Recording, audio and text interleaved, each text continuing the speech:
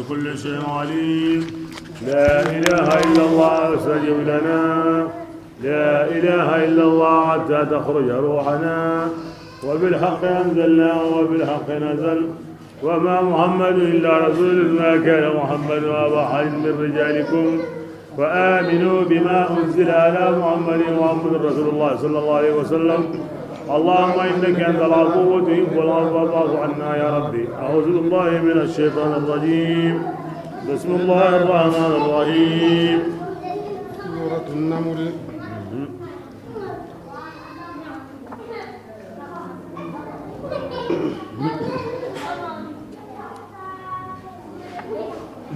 سورة النمل. سورة النمل مكان سورة نجوان.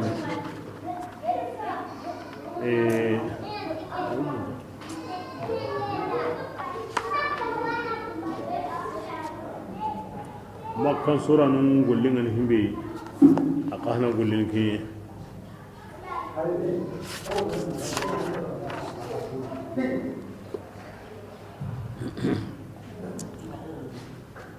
awo alla fare mu'jiza qore kin qur'ana ya aw kin oya nanti hujja nyeni akan bang yande mo kata aywa ayang nauta yang kota kata aywa lagar kota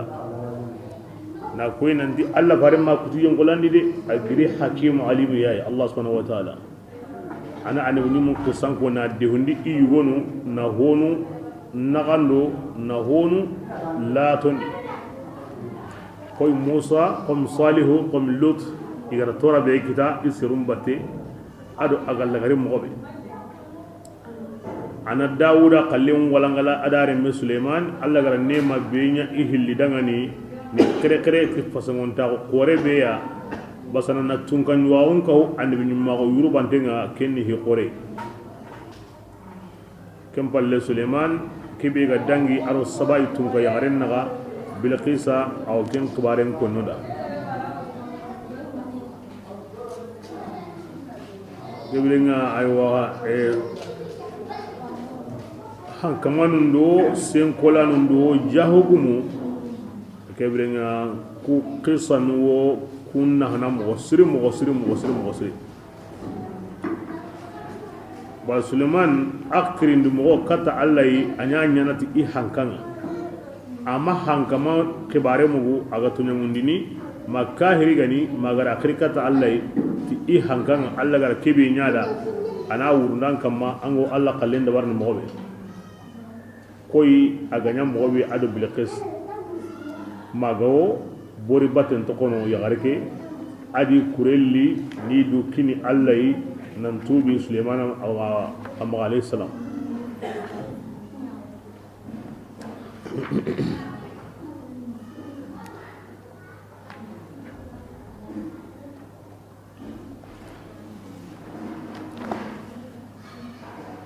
بسم الله الرحمن الرحيم. تاسين. الله أعلم بمراده بذلك. تلك أتيكو كومبون يعني قرآن كتابي آيانونا أدو قرآن نكي أو كتابي أو بانغان دينيانا تموندو غاري باترا أدو صوبي قرآن نكاندان داني أدو نيغال دينياني ودنغاني مؤمنانو في علم الله تعالى الله تواغو غانيكين همينو وينا مؤمنا يا قرآن وكنيا نهار أكوني كوني Allah to awga nge nga tagmanju be nga wa ko en sarne mu'mina ya aw kun ko noda anyi minan du hay iga wandi alladheena mu'minan yamunyay yuqimuna as-salata wa sallin du mandini daiman aga ko mo we wani na kunuma wa yutuna az-zakata wajjakan ginni wa hum adikun yammu ikanunten aw hum etigi yuqinuna dangana undengo tilangare anyime lagara ko tango kunni sikandadi aw sallini aw jakana bay langara ko tango kiyene ko kiyene wagino zakkan banga kiyene yomul masir yomul din angana himbe nya ko sire gandai aw tugene tugara sire ngono kebire anna kani kendi anna ken golle nya anna kan hobure nga na sabunya lagara ko tangorni tugarani wono non sire kiya sabuni lagara kota lanta bakka islamin ngarnta gondi manga sagai na di lagara kota ngo kini angara sago kengani ango ken kota ngolle nyana himbe ga wan kisindini himbe ga wan nahana bismillah innal ladhina yumqina la yu'minuna kum anta tumni ila gara kota nga زينا أعمالهم allati o haygara kun gollu burun surammaga idangani kunyemmu yamahuna iwu gere gere ne yani homanya alla ni nama himbe nuga makkanu la ngara wure iga gollu be nyana isre hede nga imme yagala aya sreni ora kingen golli wure nga angana golli wure nyani me maga srega he ken khairin jopantenga ak mo kan awsage nkanti golli burentu golli bure wal iyaz billah kina haju bono illa ka jope nga sere maga kingo serendi aywa inayatu rabbaniya alla kappe qoren palle ak manen padi bono dini ganani serenyi me madungeti ho burenga ay me watu go himbe nyana srehe angabadi hinko manen ko kingo no sage kimpi musoro bismillah الذين كن يمنا لهم سوء يانغان قد ينفورنو إدغاني دون عدو لاغرا وهم أتكن يمو إلى غرمانغا يتيجي يعني هم بيغان كسارنتا الأخسر على وزن التفضيل الخاسر منو الخاسر منو الأخسر منو أولي بلا لاغرا سربيغا ما هوكتا ما يمبي كينيان كسارة دينا كسارنتين سويا بسم الله وإنك يا رسول الله أنكنا وتلقى القرآن والله أن قرآن جمل لما غنو قلي هنتوانا نندي كنغني جمون داني قلي جمون داني كنغني تواني كني كوي الله سبحانه وتعالى هو الحكيم العليم تلقى يعني أورنا تقطه أها هم عندي كني الله فآية عندي كني الله فارنا هرم ولندي aw futini ma futu jinga toli o kenni bani aw gilla khotenga nanti akonan kinya da hina ampolo nanya ki ya mare gabe tan ni na kensunya ki hate gabe an kensu to kono andan ne ay mira kenya go ti hodi di akhino kunni ni tan qur'an bismillah kinna koy igoto ni Allah farinda kuti yimendi jinna ngina kinne korotinya ni suginya ila milladun hakimin alim ko agri Allah ni himbe go honsutu agra honsu gemudi ezibira ensimma قال موسى kini Allah farinda putte mura haru benu ga dangi an minum benu ga dangi himbe ga dangi di surunna an qalle kena killa qabane yayi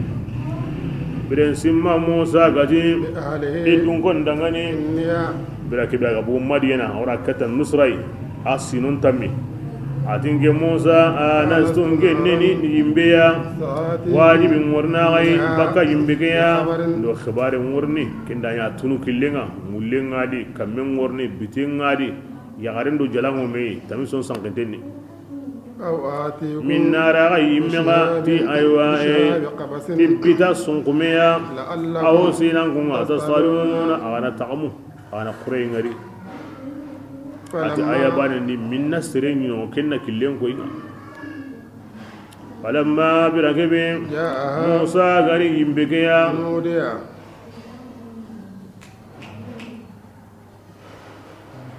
نوديا إلى موسى غمو أمبورك من يالي الله نبركرو يمندي في النار أيوة كيبي غاو يمبين باني كيني كوي موسى أنا بركرو نائب الفايلين أنا بركرو يمندي في النار كينغو يمبندي كيني كوي موسى بيغو يمبيك باني كين موسى كانتانديني أرونا دارو بسم الله ومن أدنا بركرو يمون غادي كينغو يمبيك تاتي كيني مالكا نوغا والمقا أو بالعكس بارك يتعدى بنفسه وبالحروف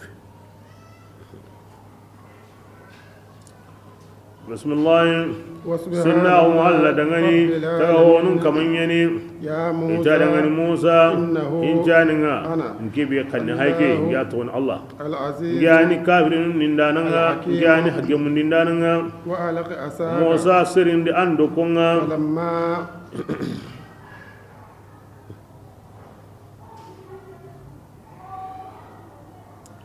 buri ke man finta inna asinni hina na qurandi na sondo men bu honsu ya baka anda bu Allah an be nyima gonda ado khifara gonda nkiran senundi na qurandi na sugandi ke hida kuma ga dangi mo gobe taha sorandi wa ana khatartu kalima yuha wasana'tu kali nafsi bismillah فلما bina kebe رآها siri ara dokongari تهتز awo kamana nyogo nyogo كأنها anna to komi dokoge samalle minyani Musa halla koyi qur'ana gani ولم يعقب Musa mi halle hayde يا موسى Allah ti Musa لا تخف ma karu kuma kaya إني ya Allah لا ta'ala يخاف المرسلون qifarun takanna لدي awangeni de min hayyatin aw ghayriha ladayya kana ugati Allah ladayya wal ma indi مكانا يعني لا مكان اندية مكانة لا مكان أها قفار تأورن سمقي مكنتنا نجي الله مغا يعني إذا ينجي الله مغا لقبيا درجة بيدي انت كان هرباني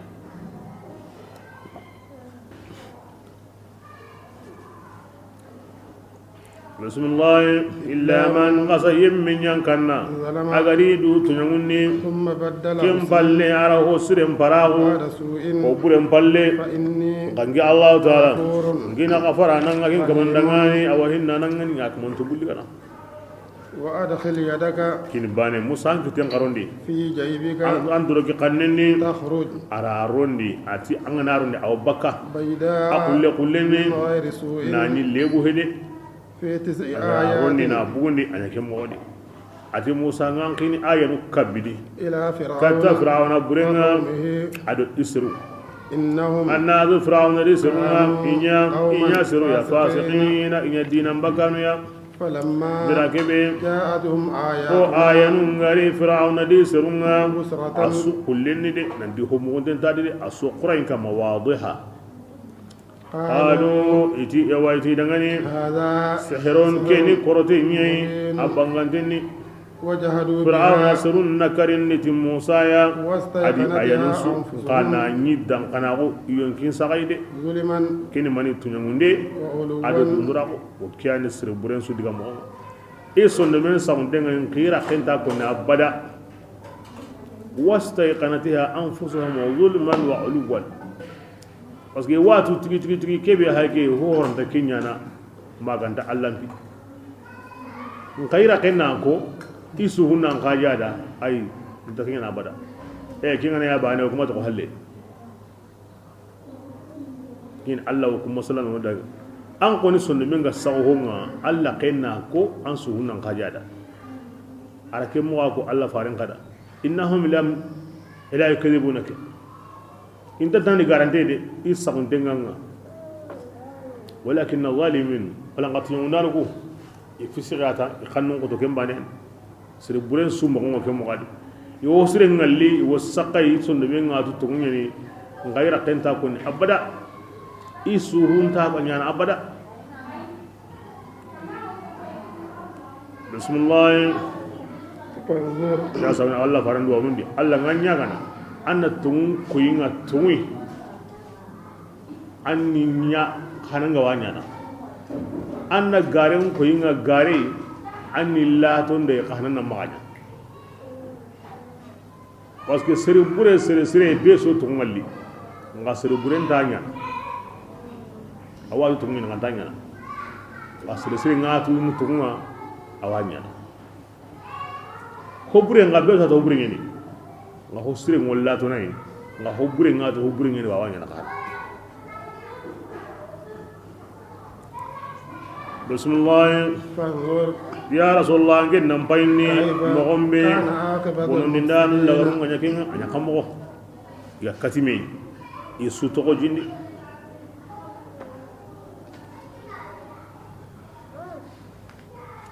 bismillah ولقد آتينا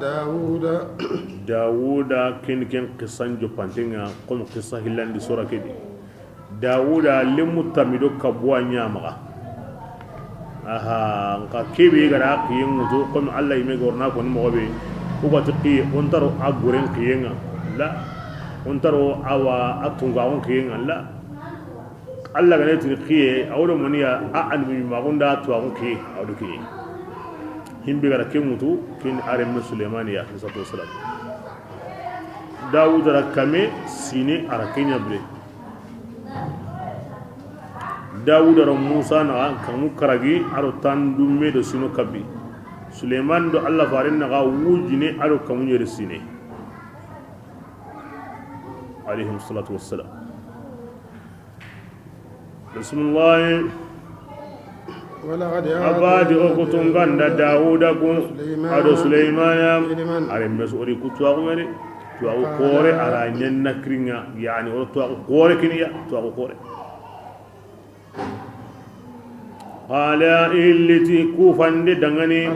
tigande mu alla dangani alla kebe agro hasamundi adi bin mawuma na kumun kajoda har jinnanu hadi hanko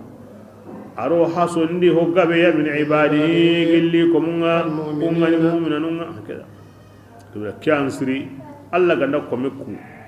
anna allatiga nanguri hay kinyan kun alladhi faddalana ala kathirin min ibadina almu'minin min ibadihi almu'minin kini wuri hayye agaram paso himbe ni kibra ngana nguri hay kini angu nema be da nga korentu dunambi magan kam mum bay kem palle anna kam yo ran kam mundi angunde ngunan kalle anguri hay kibra nga khairi bi ngatu kiyan siri Allah gana hinyanda na allati mi ati mani ati ilman amma ko timulkan ara jopati hina ati tuago in har hankan kawaren ga warni to almadar Allah ko mun fason tawo kin wona ti tuago mi tuago ni fason tawo an min mun tuago ke farun tuago ara kun ke wutano ke ne fason tawo himbe nda ka hukenga ko sire ke bidanga kenni ado yayi Allah mi ko musu sun ma nguto hina nantinda nya tunga nyugo nyei minda nya senkola nyei minda nya na buru gumenyi ai tuago ubi Allah kanne ke bi ko tana be ga nakiti na buru gumago do hankado senkola wur anakin ka hukenga al ilm wa taqwa Allah kanne ado tuago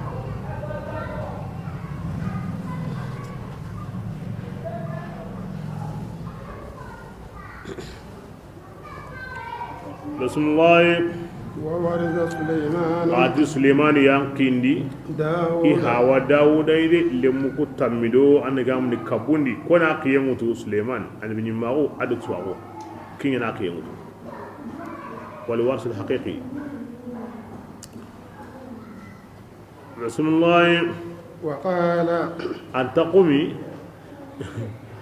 Suleiman Dawuda karhalya daga kini keedilla gille Suleiman jondi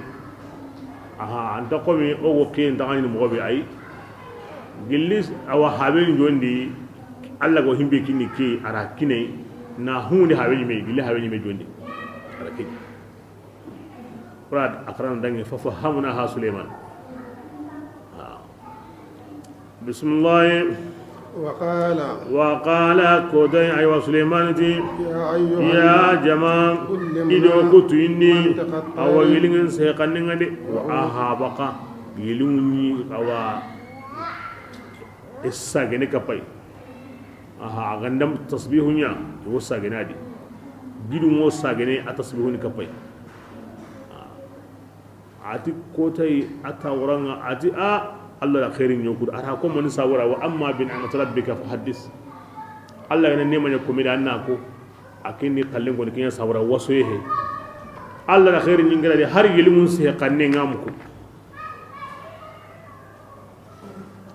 bismillah وأوتينا ido ko min kulli shay'in gilli ho go kindi tungai Allah ra min kin kiya hogo kin annabi nyime ila suka monte men kin geya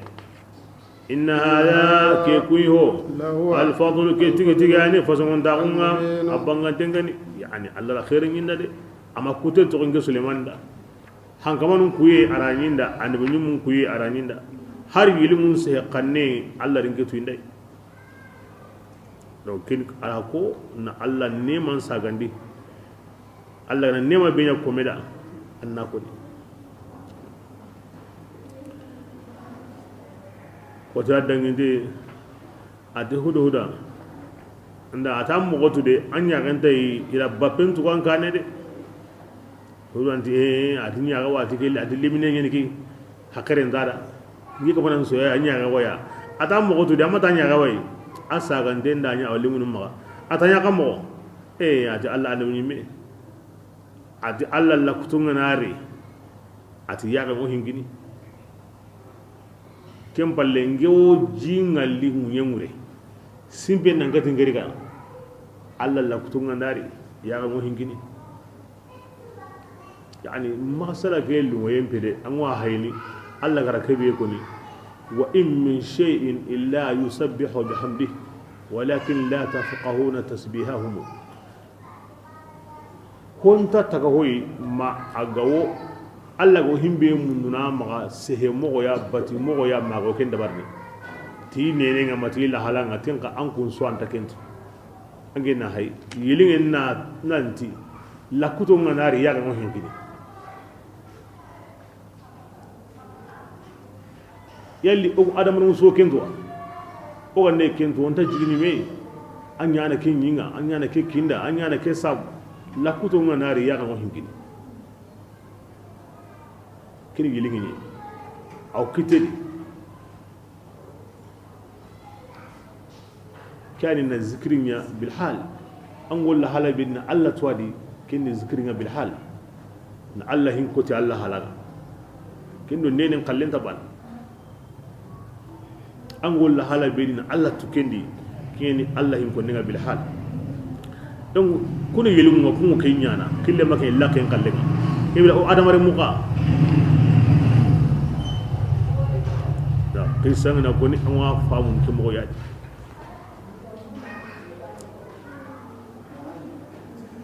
yelingen go qasa suleiman ti akon himbe go hawatu to ay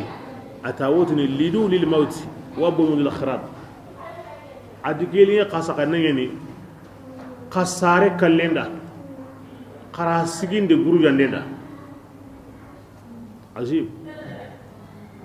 ken wurin danga sare ko nan kalla saren dai sadakan dai ta kanadu anga sirinya na anya anga burenyi menya na kana anya angoli ga sare mu kala lidu lil maut qasare kallena wa bunu lil kharab qara dabar guru jandenda aga suro mogo alle mun dan kaso ngadi woni khara karaba kanu za kesre khari angra dabar mogo dabar ti kangende gore nga ko tay ho ne khara karaba kanu aga suro mogo ko ta kane bakanu wa bunu lil kharab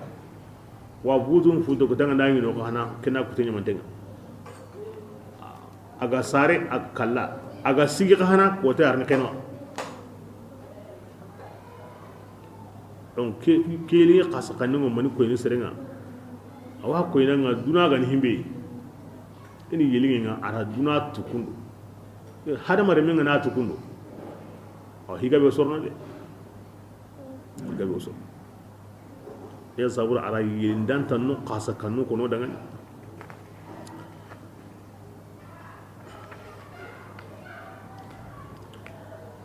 adi huda mutini inna man la yarham la yurham inna man la yarham la yurham serebe ganta hinnene allah ganta hinnene ko manega كيني حديثني الرحماء يرحمهم الرحمن ارحموا من في الأرض يرحمكم من في السماء أرنجي قاسقني كي هاي الله فارن دغامنتي الله فارنتي هنانو hinne tun kan na kunya hinna Allah farin tiqari karangunyen taga honum pinna kamane be hankanga ba kamundi kenga ga hinna mari serum bane de ngunyen taga honu gibrango Allah hinne mununu hinne taga honu taga honsu killu mega adamare me taga honsu ango Allah hinne mununu hinne taga honu ken Allah hinne na nyonki qote sondon bure sondon kante Allah nta hinna nga bada hada wadih akhurin kama kusuni na tunanti ho gani hungar ndukuya e suka mandemu Allah to so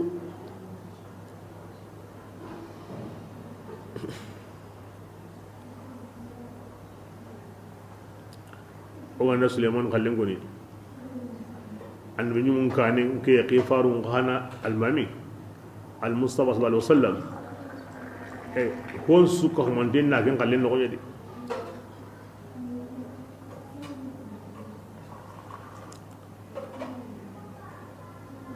akenyi me ati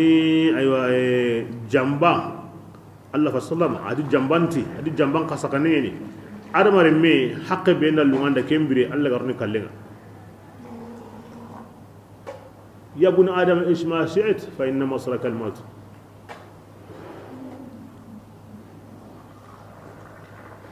Allah faranti sallallahu alaihi wasallam adi aywa ni gamni qarin kasakane fil bu'd min an-nas raha la to yasirun wallahi an ngadi de kinya sawuna ngana qarin arza banan tawuna ay andar no mangani la to yasirun billahi an ngadi de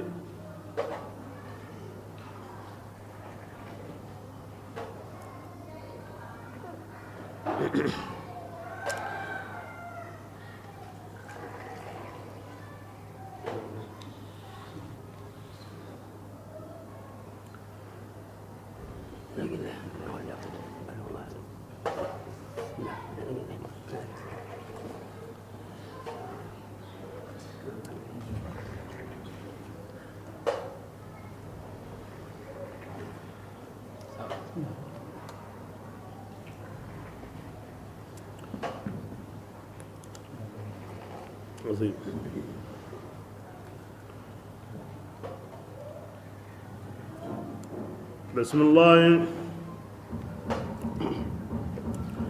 وبشر جنوده ati haygara kurinyugu maja لسليمان dangani من الجن ille jinnan jamanga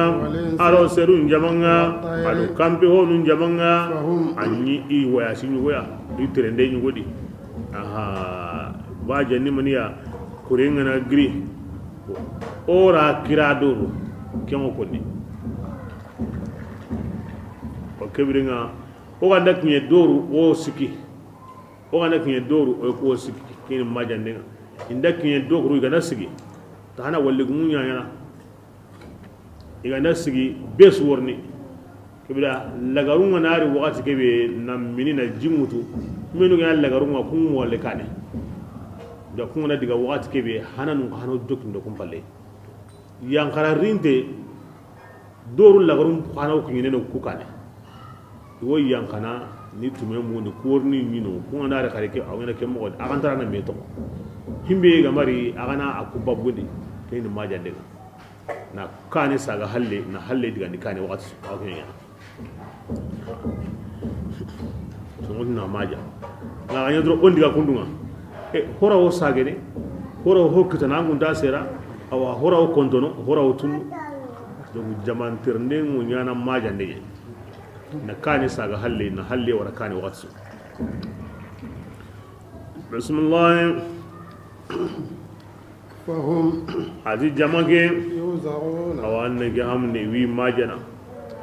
حتى إذا أتوا magri ma iga worni على وادي النمل wadi namli arawnyana no kungo togoya kare kare ma waqingi ndaran suka arabu ngakili ti wadi namli arunyana noko kare kare nti khatoya aw taif wal masham bismillah قالت نملة kinda ni igri nukun igri hankin hunan digatiya ibu awa ne gamu ne awa ibu istokhara wa mun diga yamani kilendi ikinye madina iga kinye nunga uti suleiman do Allah faran na wujine ado an gamu ndi kamunyer sine awori waya ni wori wujine sine suleiman inti kenno ko bi hayge annabi ni mel lagaren worni dingar ndawon kutinya ida khairi musri da aga tungondi tay khairi musri da agara batu akinye maka alkaba hay asubori asuku indira suleiman dangi amayanka alkaba wu alla da wahay ne kata alkaba an wunu maniya atin kama himbe gari wundi himbe gam pasu taga hon suilengi a hayke adangi ado an kananu ima sigi nan sallin keni na to boru nunya nin tate kuma ni batu antanai atikani wundi yani himbe dingan kaba ken dangi ngati yere manya ngo himbe nu magando kunta kaba allati magawu ngorni yere haga yagallaqunga igo sududi anda ngorni yere haga qur'ana nga ago qarne yere igo sududi ngi alla da yere na qur'ana yankandi yere aw qarne ngorni albeni mekki andi na kenya munda dinin taga hon suka mandenga ngorni yere nya wurondo kiye yere tanta kutini batanu nga umra nyanganu nga sallanu nga inin ke abatunu wa ngorni farda nyugo wari kama iwo ken kanunu dina dabandire menga kinga hijunga ngorni yere sendi na qurandi na bori mbugadi na shaitan batan mbugadi suleiman ahmad sigi kenno ko asigi kampalenga ago kebenu kinni allay daba tamise ken qisan ngorni arakum bugudi no kamaro alkaba wanga da hayo wanga mani ko ni gilli ke wakati oti gilli hinga jope la muri baitul qasid huwa muhammad sallallahu alaihi wasallam la muri alla muradu fil khalq tagahon fi khalq al khalq tagahon tagandindi kini alla fa sallallahu alaihi wasallam daiman ana ya hin konni alla ko musru daiman in alla faranya hin konni alla rasul be gemundi ken kiyenga anga tungoni tay anya yumatoy Allah ma hoto kanna de Suleiman hagira darun ta koy ahigira Allah hagira darun ta koy alkabay kuro Allah faran na wugine gaben sinene Allah ga rasre be ne ken yumatoy angi nganati king Allah fare do duran darun ta takaba anda futam ngawurde Allah faran do duran darun ta kaba Allah bada ara Allah faran duran daro Allah ko mosrum bada igo himbe koyni i hallan kondi kananunga in Allah faran hi koyni ke worni nya ayana kundu Suleiman ati anabi mi lagare ayali Allah na ta hon su ko mandenga Allah gara sebe ge muni kenga ken duran ken ta wondi aduran ken ta wondi kin wajibi nga anga tango ba kenga bane anga futana بسم الله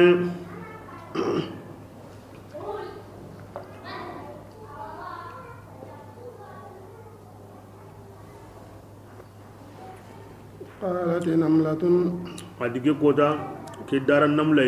هنيجي يقولون وكين بيجاتي برام بيعرف سليمان وري أرو جماعة خونسو يقوادي يا أيها النمل قنجنو جماعة أنكم نلو أغتاو دينغرانغا وزابورا سليمان مغري أغمونيون قوم أدي كورين جماعة على هاليكم لا يشعرون ناني انتا سيدا كده عظيم كواكو كين كنين سهيني نغرون كله إكو تنده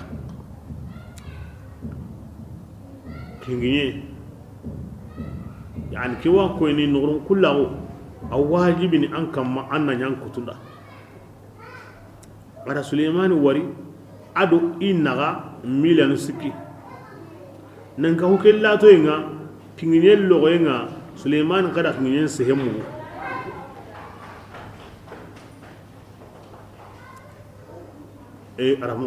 arabu kangumu ya ayyuhan namlu dkhulu masakinakum la yahtimannakum suleiman wa junuduhu wa hum la yash'urun kaba ko qore ngana ke jumla tuguda ne di arab kanne gumma arab kanne asro mo tamudo bane kinyaw ke jumla tuguda ne di balagan yanga na se duwan se ke ina wala la hanya kama digamin bay antar ni nka balagan no ne be ga wadi ugo aw alla ga arabun dangani qur'ana lit har aya bane ga kondo angi ma simana ko mina ame ko kunwa kempede angi nan se ko ni o wanda war arabun kan la hankama an wangi nan kale gen do he i megati kondo angane ke hay angane ke war arabun kan la hankama an wa ñini arabun kanni suro mogo be ga wadi kaltenu tambido bane yani taga ho makkata me ko ni hina keme digan tugunane nan kata ke hakirno kendi arabun kanni suro mogo ndi taga ho ma me ko aya ke kane wa taga horanta me ko ni hana annida gangunde ngadi ati ya kini gangunde ga kini aram kan so mo won hillandi kini awal lafzinga ayyu sikandi kini lawni ndenga kini haake ya ayyu ha usuni kalte ni way ani kattatini ayyu namul ube han namul ube ya namul be kini sikoy hina annida wal lafz والتنبيه انا اتندي كني تسميه على اغور هيمبني انا كنت ko gangundi hon to kenni kingiyu karagandi adi yamari bazanga na sire ganguna akhiri andi taron sigindi hokta na kara adi yamari hoyi ati mani kharo diga men kahana tumuni maniya ara qur'anin ne nyayda kharo ollo mina ami to gori mi ko ngande ari yamar himbe ara kira karo aga kumundi nyerundi anga de serena kenya arawantir ni nanya mani sawra anda hoko ni nkara loyi men ko ni amma kari aga munyonko segundi ara kere ko ma ara munyonko ati ngoro suleiman yayi ado ikure awa kabundi abane hede ara logo khari adi kure yani abane adi kure atamundi ara korondenya ati nanyi yuken irni du to awa mani ati ay nanyi ikun hadi ashraha tabro banandi ara luzuran kini inta baka serare di du yani seyanga na ko serenda angan kawana tawana hohodu ayum aga makanda an ko rawanya na kunwa asuka manten kitande mo diga megedi nangangu nangara gollinga nangollen kanda anga wanya na yimme be sabura na ken kanda anga ma nya himbe ga wanga na ken kanda himbe ga worna nyanga na ken kanda abane khara na ken kanda wa interni dutuha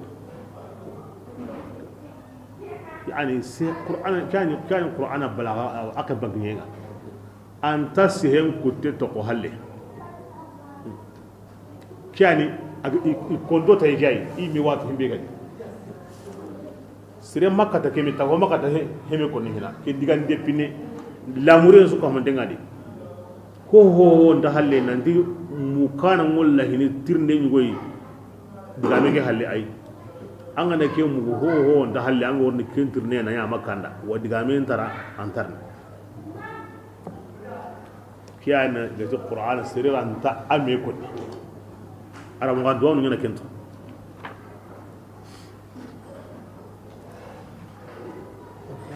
عظيم عظيم كتنيه بهاجي adi aro ke suka humante onna gamundi ahoyi ani jugumunu ya kampu hillinye ke kinye dabanu tammi bega worno arjanna di ke kinye takewadi hana hana nin kankai alla farengara setu biraqu beka maadu biraqu gabenni oti biraqu nu igabenya arjanna kampalenga an binyimun setu honungeni nga alla fare himbe ga warjaga alla faren setenga bakka makka katabatul muqaddas ken worno arjanna mani sabura alla faren ka palle ma on sabura hilandi kenni awa ke masala di bil qisa hududa ke akbaran worni aywa hil sikandi kenni suleiman dange kingine ya nakatandi kenni nabillahi ibrahima agara gumbobe awa kurusi mukunda karagandi awa arre minga maga na maga fidaw maga ngase arre minga maga ngase ti jagandige be ya aywa bani israilan kungara nabi khurusi musa ga gasina na khurusi ga disre kari dangani aywa kahfu dun konun le imar uzair harebe aga alla gare ara karini wundi salihu nyugome nyerebe gara yunus atoni bo kutami kempalle arjanna ko hontarna di maganda adamare mendo jinna awa kunya worna di jinna kende kuma da halin kallen Allah kan amma daban ku tensu asuna se juranga in manna kuro ni arjanna di Allah faren sabuda Suleiman sabuda Ibrahim sabuda Arim sabura Musa sabura Kahfu dungonun sabura Uzairu sabura Salihu sabura Yunus sabura na'am Yunus sabura Suleiman sabura hillo hudhuda Balaqis adun namli Suleiman bakki Balaqis sakande sabun kite ko di Suleiman huda nyanya wasila kilenga kata Bilqisa gaw angana islamina donc sabura ne kura arjanna kitado ko sire ko sire nya sabura wala ko di mukallafinu ya ala kulli hal interno arjanna ayimbendi ngasikandari arjanna loyen konilli anna yasa juranga ya donc kura neman kita nema be gaw dumina kan tanyemene do saburai ya hada mare minga ma hada mare be gani mukallafina alla kati ona ku kanu oni daro hada mare men be angara ku koni angara ko musurun kanu ni daro ko musuru ku sabura manga dangi serenta ken nakarni maganta serebi alla garan sonno men pingindi sabura ndaba kanu de ken tabakano angan islamin koniya ummati kahiri o bakka sere numa lagara ko baken koni angane kin ko ambato ngoni islamin koni lagara ango bakka alla ko musulun numa angande angare kanu dunari angara angani daro dunari ango bakka inuma isawura ango dangini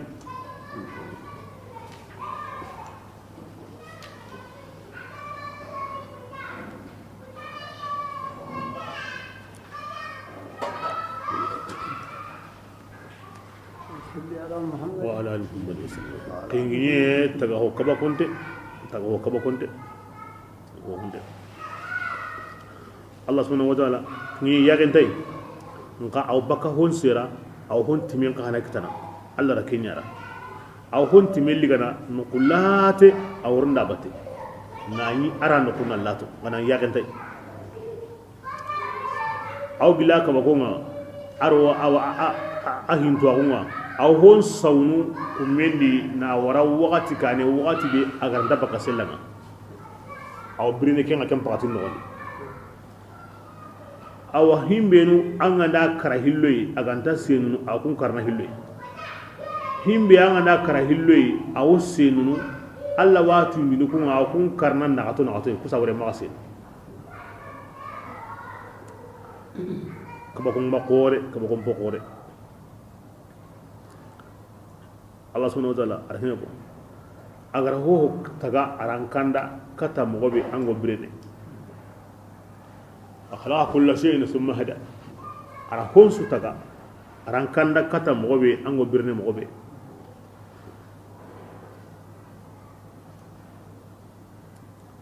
hingi okum madhabini anta gemme na kari ti yimbega anta gemme hana na kari maganda gabo mogoburu nan toronde kinna gu kitengadi ummanna kesukine na sabunya li parce que akomi lahu na'u min qadasa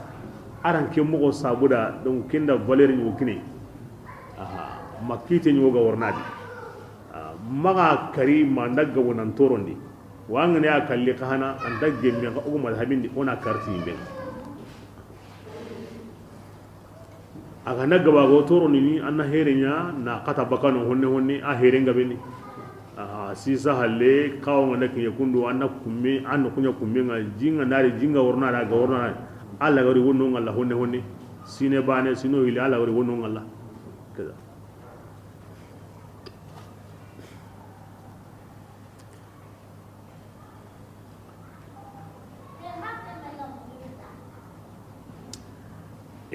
ke namulatun yalli kine ya garin yin kewa ma wa mun nan dikin yin baniya arabun kannin di wa kew ge min qalatir rusul qala ar-rusul akada bo taye ke ta ko ni ti ya garin ni walma nan janna kamu himbe ga wa ko ni diga melli mo gonya wa ko ni on di ya garin ni atoni takhiya on ta atoni jarma ala kulli hal زم خسري واهي لناتي أبي حنيفة رضي الله عنه وتي أراني قتادة وسكي أو كمان أنت قرين ترندي كم مالون أبو حنيفة ده هني أبو حنيفة هو كمان شتكنا ليري ديجا قتادة ترندي تيال سليمان قنجي كبي الله جوا كوني يجو يني وا ما يغري adiga tirni kombi akini mo man di qarin tirni na gajabi aywa ati lan tirni Sulaiman khingiye yugo nyeni wa mo yagare nyeni qatada akura masal aywa yani angen dina tirni anga dina tirni ko ngura ko gabe tude amu na ko qisandi magati qarin tirni yana tirni ango himbetu ajabi anga da himbetu tintato ngasirin na magati qarin tirni kempri juku kallange mo sore itayi mina Abu Hanifa kembrenga aywa e yagala ngeni wa ma yugo ngeni ange mbi ka ton diga tirni wan qatirni aywa ati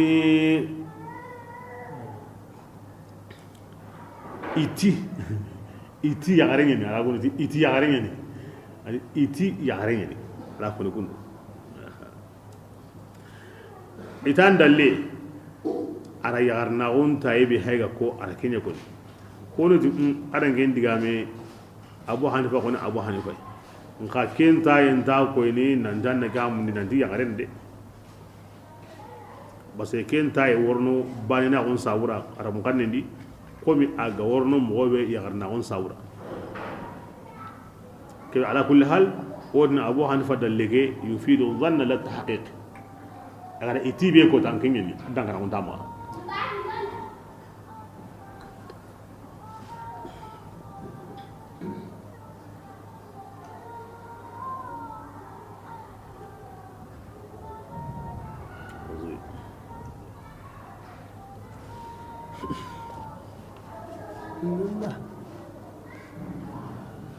يملك السماوات والأرض الإنفورماني بسم الله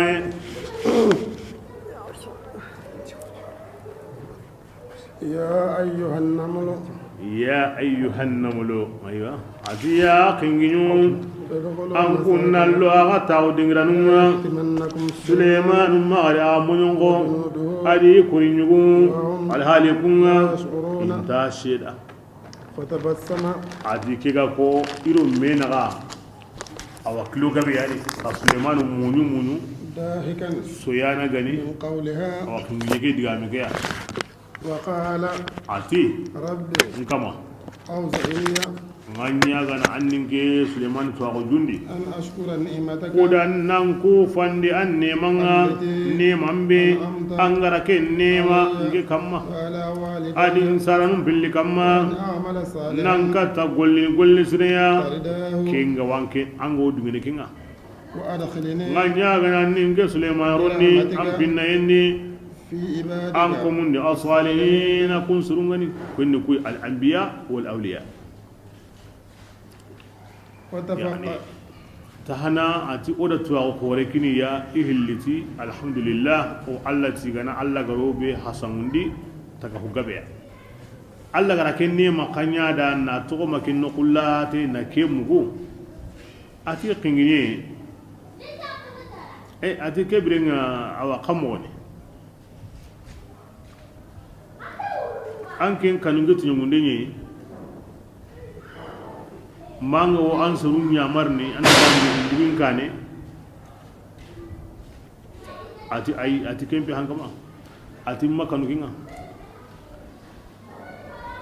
angin nyaganta ingeti awa wa hum la yashuruna kona yaganta tu ata hilandi aradtu tahtim alqulub la tahtim an-nufus ngoro anna maga isondo munyam munyonko ntaro anna maga tere i medini munyonko ba sondo munyonko ni mania anke ndange la hawla mpanka danginde ke muchendi inta gollini inta Allah hingo nyana iso sikina mpai iwo mungunu ke muchen gollendo Allah hingo nenga anga na diga himbe sondo mi ngana jongita anga leke antar na kita akma son me monyon kade ibna ngoro kinyi me indaro kumuni gama warega azim ken kingi jenga wakati bane yugonya anta kamana ngolli anta kamana Allah hingo ara mundu kingi nyumma kadiga kamugo kem pakati maka kinyanga fiyo kem wuce na ngo kumini haranga anta kamana ngolli ko na kamana Allah hingo bana ko nabwe ken kingi jenga o kuna wakati num mani me nyana on tak mona golli on tak mona Allah hinko gilli ira Allah dun konunti adam bare men takaba walli ma ango ko mona hoyugonya awandu kulagara wal ma ko mona hoyugonya awarna njubandi na hada mar men ngari anta duna ngolle ya himbe ganna hango sagnira kanno on sisa anda lagara ngolle awara himbe ni kane tikken takaba wa kinginyem paiga ti sisa inta munda kinna nya kingi kutuma nan sigina hoy wa hay wakati ne yugo no gondi aga u nyana sabu ina ngole ngara aw nyana sabu ina zikri ngara suleiman ati ke wor kinyi bil adama min qa Allah kusul lagamin oda qur'ana di ona to adama min valernya qorene sirlem me maga wari abada an anta kamana hoy wunya andu himbi gora kandi sisa mbango mona hoju gunya awandu kulakara kem palle anda ngati mbonondi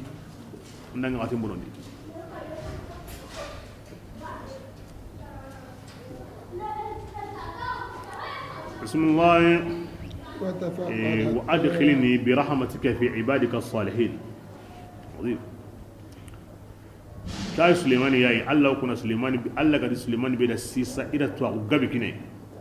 ira yelum se kannen kada ira honsu kina himbe go kina annabi nyum nga ado hankamanunga aygar Allah nyaga ti arni yirondi Allah ko musurundi duwa nganda wasurna wanyana Allah ko musuru nan kahi jamanga na hagantai awu Allah nyaga yi ko musure gantano Suleiman worinti arni kahiya donc ma ta kharo ndiga no khube Allah ko musurun ngono an anda kahi jamanga na hangay dunari na hangay lagara serem patu serede Allah ko musurun ngono Allah nyaga arnan kahiya dunadi annahanga illa gara nahanga nahaga antai Sulaiman da Allah nyagane ginde gantano Sulaiman da Allah nyagane arno ko hiya bismillah wa tafaqada at-tayra ki qissa sikandiga Sulaimani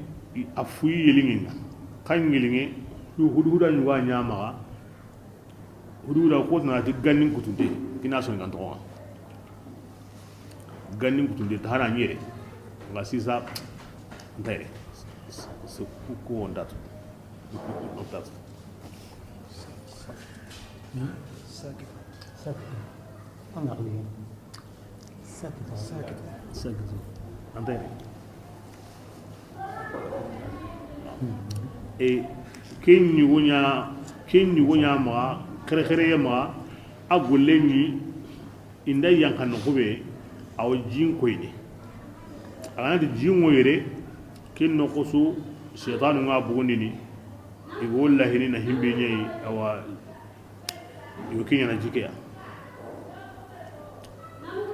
aya ni jin koyni e ga bugundi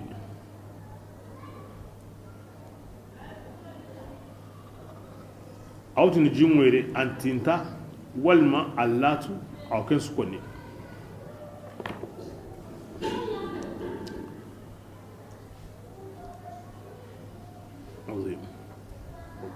i haygal lahi jinye iyan karanyugo aywa ila Suleimanti yalli awmina ala simma wono ama wari ara mundu bismillah faqala ama wari wajibati manni nge Suleimani dangani nganta hududa ngalli yani mani linda naga basa masaringa ke anakam botedi am kana manya min al-ghaib anya manran kinye bira ke bi agara tunanti antanwa ke birin alhadan kana un kita nanti antan yani ghaba haqiqatan antayre ken saburati law azibannahu min gara hududan yangan qata ya ken qotengani aw la adbahannahu minna khurusi maga aw la yatiyanni malinga sultanin yani ki awn illa an ya'tiyani aha aw illa malinga kati dalleya kin bangantengani na luzura kininga himbe ga wa adu pasa masaringa hakeda kebringa yangan kata kote nyama kan kai kampi honu ba Allah re su marandenkine ananyi tembogoti nan koti an garinde kampi ho ngana kote an garinde kata kembila ga senu gembureni de kungarun to nga jobini iwa kinni aranta kampini mulenga kitana kiyenga nda wa kitana akeda yinde kan ta senu bido hili no de kenni yangan kata kote nga ani kinya na honi kurusin den ga kenna kampang nan diga ama saringa allahin kinye agolle ni ke wakati yayi ke bidenga aro dalli na luzura kininga minna kuyuni awi alla ga nake be lamuru awa sabun da bar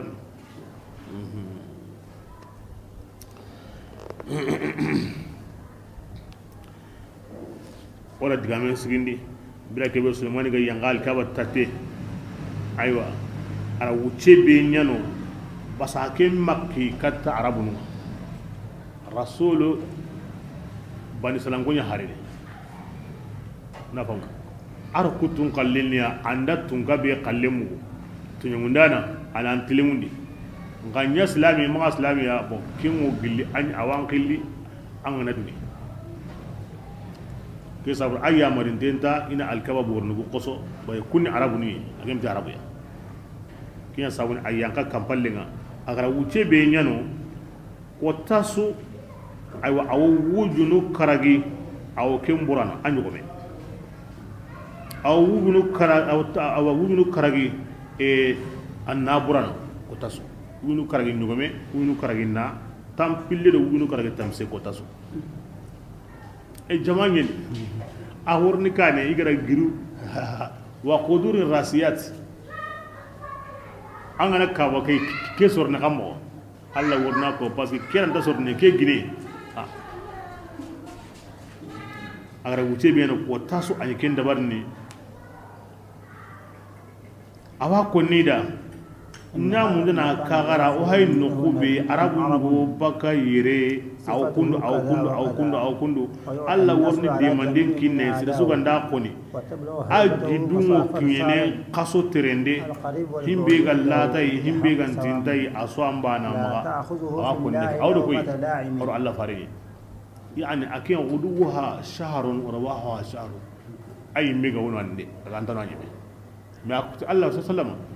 ado sire sun na ngane kaso yake mo kanai ando sire na ngane kaso yake mo kananga kembi ta sire ngabanga ko ko ni ngey me andal dunginda ko ta bane mo kaso literne yana wuduha shahrun rawahu shahrun nga keni ni me ko re ndiade mi alla faringa wonde yire dum no ko no ko gane kaso yake mo kanai do kinyan ko to akalle ya ati ke yugo sere be gan tinde angal lata e tungunda so ambana jiragindin tarina Allah pindi ina ta dangani Allah annabi me adina ni maniya atandari Allah dina siringa dinanga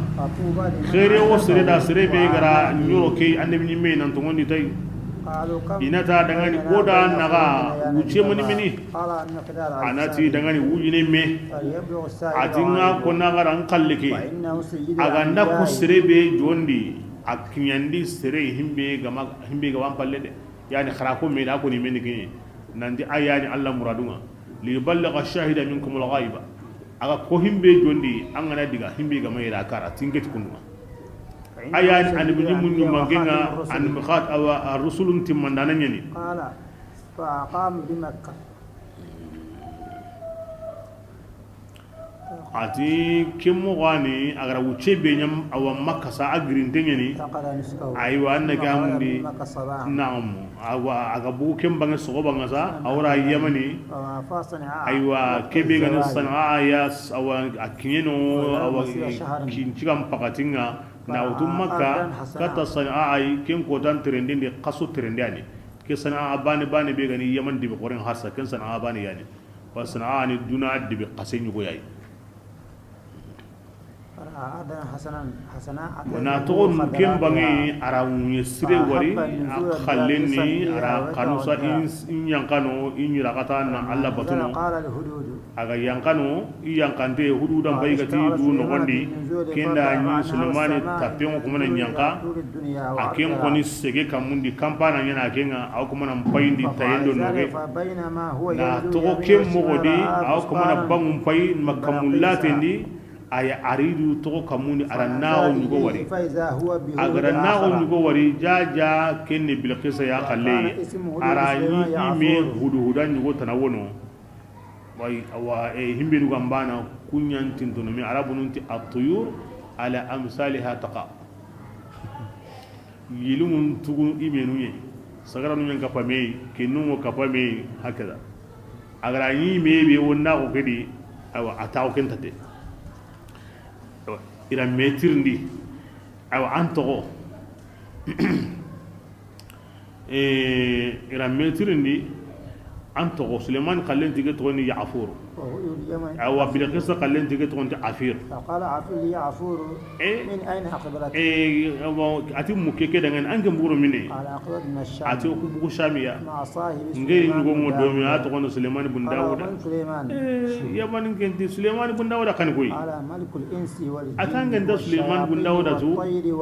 konsu Allah ra konsu kine serenga maga jinnan tunkanyeni shaytanun tunkanyeni kampi honun tunkanyeni hari hankendo gundu honu su tunkanyeni nge kama fa min ayna anta ange ngabo mina qala Afir ana min ati nge baka yere qala wa man milikuha ati malikuha yere tunkanni koy qala ati yagare ni wani atoni bilqisa fa inna li sahibiha malika ngatum angaran kallike ko mo we yugo ke hangangadi ولكن ngam awa ay yagare ke bilqisa aka hanganda urara ni inna tamliku al-yaman ba yaman suna ya hoy tahta yada 400 malik kamun nagati tunkal awa kamun nagati tungan debe yana bane maka kullu malikin ala kawrati tunga anga ni haqiqore o kemma anga ni tunka wujunun naqati kurenyo wa maga ولها aro 300 kamun وزير siki ministry yana maga kunya na hinun da barni ولا 12,000 قائد aywa kuren kanange bane ken wujun tamido hillo مع ya كل قائد 12,000 kem bane مقاتل. wujun tamido hillo kurenyo ke maga kuren kanange bane wujun tamido hillo ken sere bane wujun tamido hillo so daso ke maga on ta digana annan diga non pai قال أخاف أن يتفقدني atoga na diga في وقت wo الصلاة kanna watin dire suleimani ga mingari a awnya golle ngade قال الهدهد اليماني yamani ke magri إن صاحبك ati يسر أن aywa تعطيه ngewani خبر ko هذه himbe ko الملكة nanda on diga angana diga aga nantirndi angana ke khibare kara kenta ko yana da ko be hangwan wo khibare muda فانطلق معه ونزل إلى بلقيس ama gri ke mo di ama to no idiga awa saba idiga bilaqisa awa hankampai وأما سليمان فإنه نزل على غير ماء wakil himbe ga dangi yilimundo menaga amma suleiman ga yankan no kuke jintano فسأل عن الماء ala الجن jin والإنس tirinde فلم nya يعلم awa jamake ya imatu pase besuru golle فتفقدني الهدهد فلم يره ida hulhuda mundu imangari فدعا بعريف الطير ay وهو kebe nga ينتصر yelumun ka himbe ga wo kibaruntu ara ken kiri ken jamba فسأله عن الهدهد ara ken tirinde awa hulhudan ka فقال أصلح الله ati الملك hankama arnal halan surondi nginta no kuture وما أرسلت إلى مكان ngiyokoni ma ki wa masaringa ka فغضب سليمان kinya malungo suleiman قال da لأعذبنه basana عذابا hingo شديدا himbe ma an ndera no ko ma diga nga masarai jamba nga yitni ati kundu kinya hinga mandenga ati ngema ki no kude kinya malunga da kinya sabuna agara kankara kote bi Allah gara Allah ma da kenko ati minna yangan kata minna khurusi maro dalili دعا بالعقاب وهو أشد الطير kem palle كلاما. ara gopen kre kinya ro kampenga فقال ati له gopen da ali yabi الساعة atan no hududan na lisi فارتفع العقاب في الهواء حتى نظر ari do الدنيا gugura فقد kamundi أسعى awo بين derene يديه أحدهم. maduna go nyana jondi komi angana yuke ngarangure ثم التفت يمينا anya kendi وشمالا aw kamum payni aw no gem payni الهدهد مقبلا من aya ga أيام wo hudu nga الجمل. aw kuna mbudu yamaniya فانقضى العقاب kenno koso ahaiga kena kama koy iga wari kana أن ngobe العقاب يقصده بسوء hudu hudanda tu ke hay kama na hubure nya lamuru katinge فقال بحق الذي akusa gatadan nganya ga na tikkamane be garan katandinga nan sembendi dinan tinga annim pinna فلم تتعرض لي agara بسوء ke ko ada bane ama hubure nya da kadi فتركه agara العقاب to gonuma فقال ويلك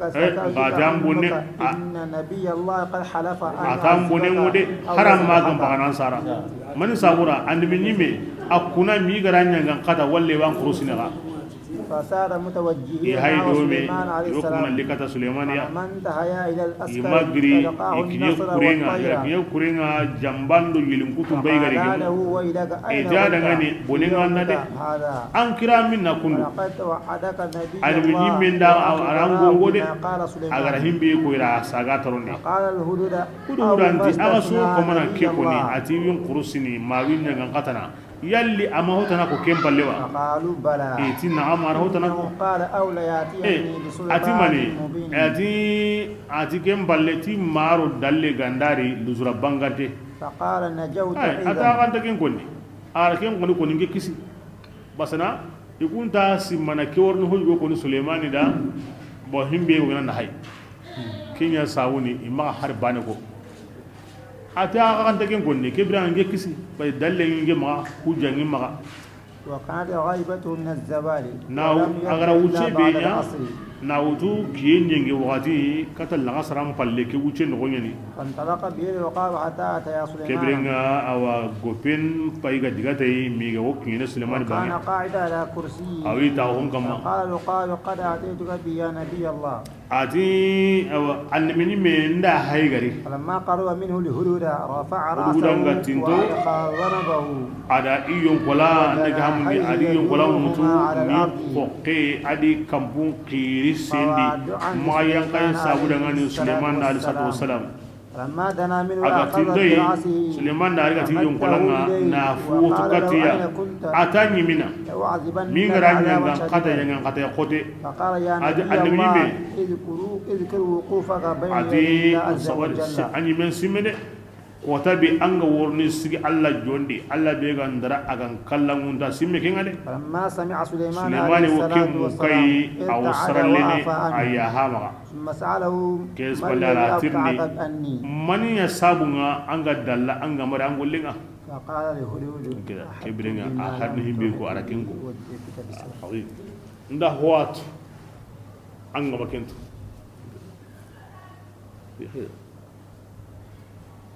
الله سبحانه وتعالى نكو من قانو أهون سقا جناندا سليمان كلي معجزة أو كنيانا إيوال نند كرامة هو غني معجزة أغا نيعد بني مدى أنتنا محالية أن كرامة الله وليني ودا الله غنى هو كني كما يو الله تنواديا نا الله بتوادي نا الله تيغادي سليمان هاي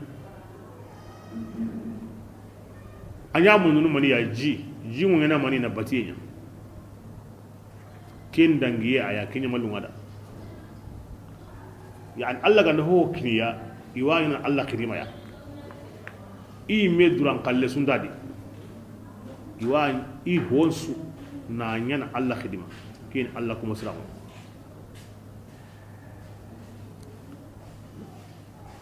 oti honsu Allah tu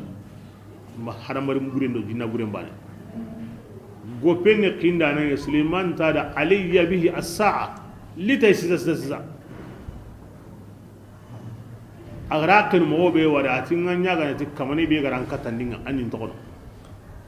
an aji sere inda sere buren nan to Allah da an tan to kono me kay yelin ni to Allah da wa Suleiman ma karamun di tani ke sagunya Allah ku ta'ala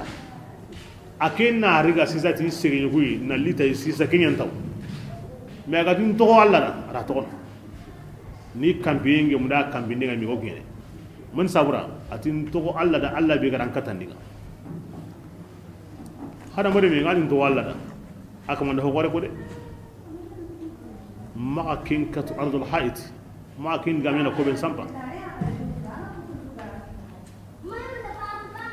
igadi Suleimani gara qirikati ya jumani ati hang an alminime simme de anyi mella gara ko dangor ndiga sigi Allah jonde simme kinga de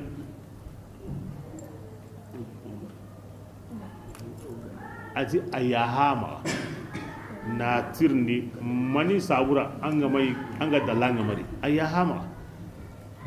ande mun kefaro i ari ganda kuna iganda war himbe sirenni iwo kafara ya buni na kuneke na koso ke ni gulle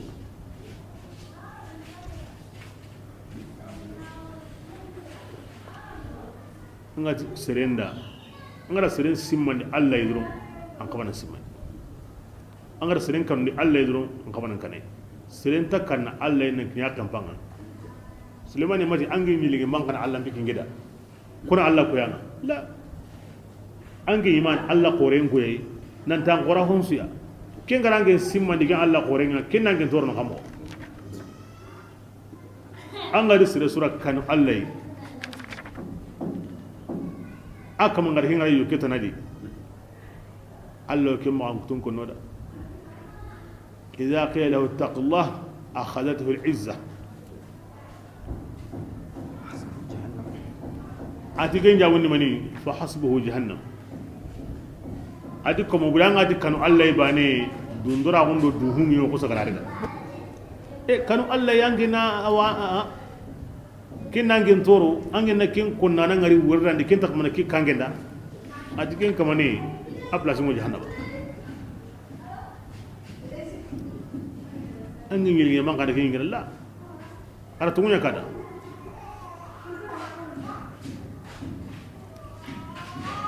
sirga tanda Allah bani arakan fa kuti Allah ntokono ti Allah kenyinda Allah sawura sendan anga wanyana anya kenya mundamma anga ndanya yime kana kurude maka digambure tukay ma golibure tukay kemballe fa hasbuhu jahannam sirga Allah bani arakan fa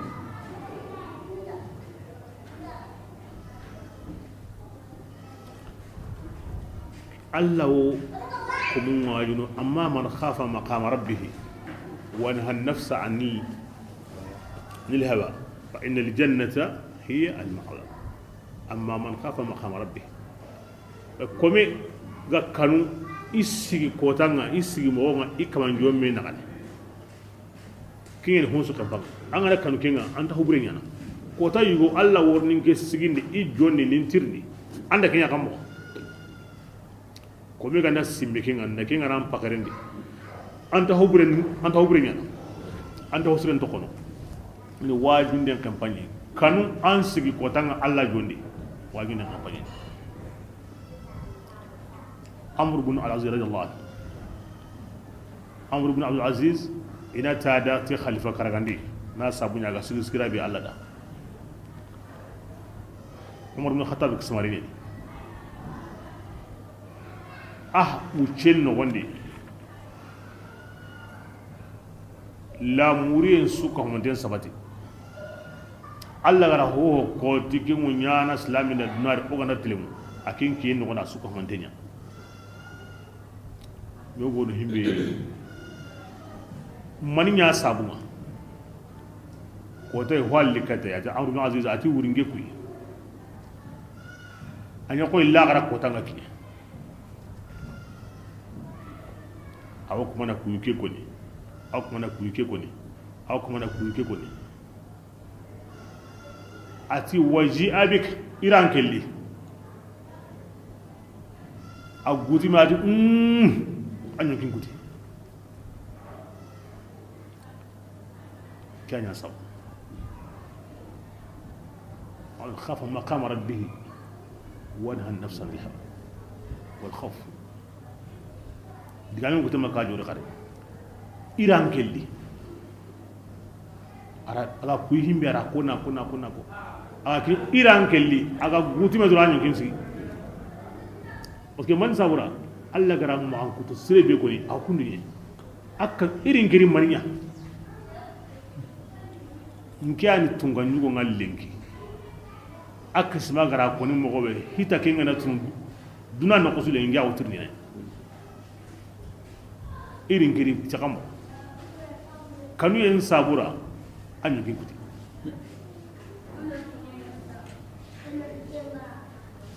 wana ko yeli ngenda hi ko re nyako Suleiman da ama to gono kunu ara hibe kara Allah kuma suno kan da kenya wure wasire ga nakanu kin no qure anta huburin dabarne anna usre yana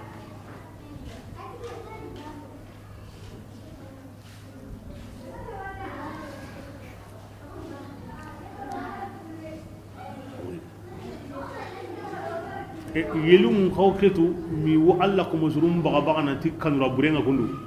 na'am iwo Allah tum muslim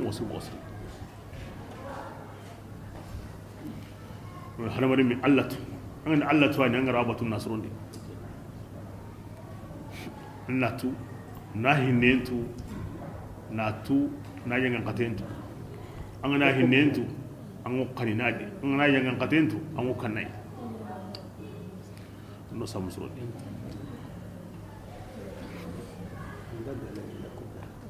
man nan dallandi angamari rasulullah fama kulla ati hodo hodan bayga wuccu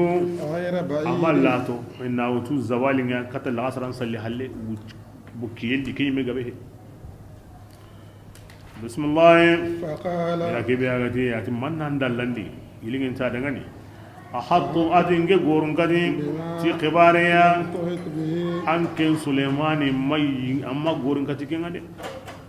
wajaitu atinge hay garanga bugu sabai binaba'i ndo qibari ngode dangana ko nyande ni me ya ganyane ti hede rib hada ibara يفوق العبارات يجان كل موهي احط بما لم تحط به عند سليمان وسو jinna ngamma ga serenga ma hanginga ma gunuha ma wahay mu yankana mengi haygara ho yugo tuke Suleimani antat azid wa fawqa kulli dhi ilmin alim angra tu mo ma kawaide ha Allah hayya koda sista Suleiman ida hon sukine ara to woni mago ida Suleimani do Dauda iri to ko hore kiniya sulen jeli ngam pay gata dage anta ketu awatu aw dangi nota manimi agabe antatu ya anin na suleiman kuma ganga on goye aha anya mo mo ali ko me bo kille magni okutuma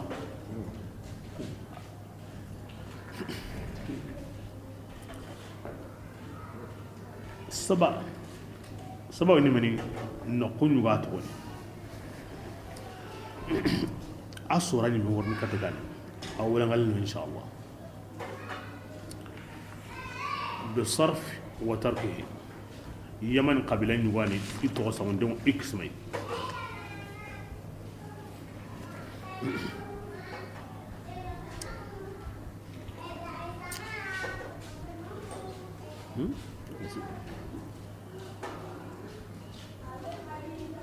بسم الله إني أتينكي وجدت ngeda yagarenyi تملكه ayana sabo in awa jamane marala kinyeli tunka yagarega bismillah وأوتيت ida yagare keka ko كل شيء ho sugo kinni tunka kana wa aswama ho go kinni tunka awama ولها عرش wasamewa maga عظيم kembane qorenni de ki yagare ho go kinni yagare awa tunga aswama atuni bilqis awan sharhabiliya ya arbabun qahatana sogorenyani ahaba tunka qorenyani tanaqate tunka agabu habu benudi akinyani tanaqate ndiga mpa bada jama anya tunka nga kempa wanye tanaqate akinyi tanaqate ndiye akempa wanye tanaqate ndiye ayo ikun nyani honi yamani suya tunka kutungo ikun kitengure aha wanyitini yagille mantaka nge khari basa seren ndo himbe awa otsungo ndi dunkanchi an yagini an dunkanchi seren tano himbe kogoru awa atamigani tungai nge ka kogo matanagate kebira ngenda yagini ngen kora ga su yagile magonda abara yagini mawo jinna yagare nya yagini bila kisama jinna nyeni atonu rayhana bintu sakan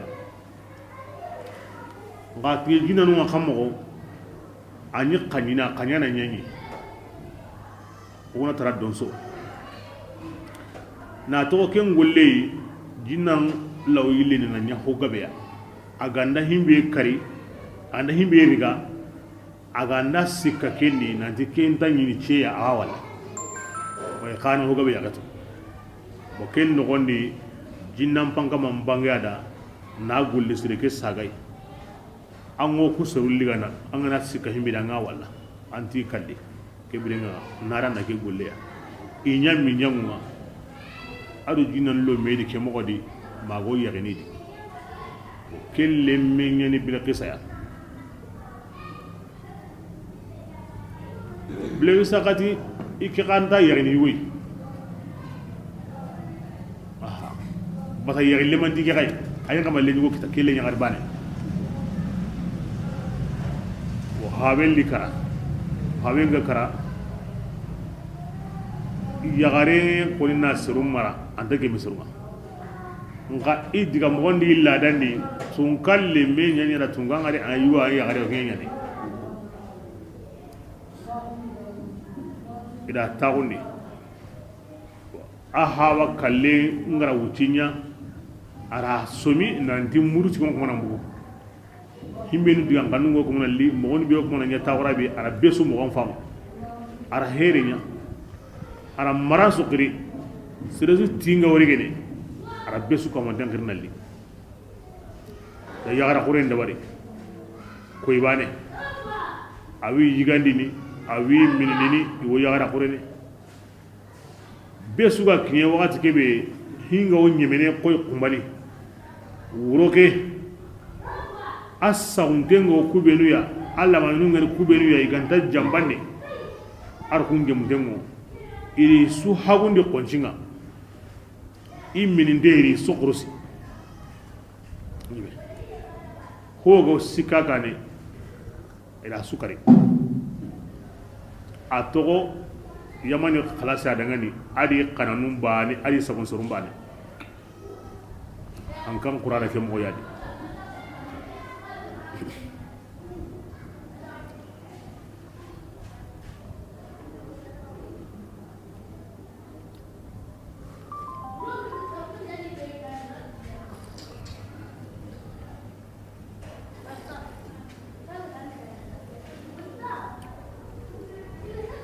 ato ke modi ngabli ko sey me pale yugon tarno kamu tumi yagari yana no kunyina gollenga yugon tarno yugon ya ngari bari wankali a golli ngana su kamu tumi yagari ana ma ay pale nga kunyina gollenga na yugon tarno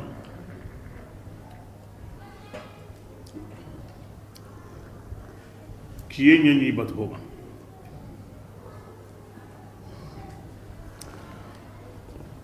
بسم الله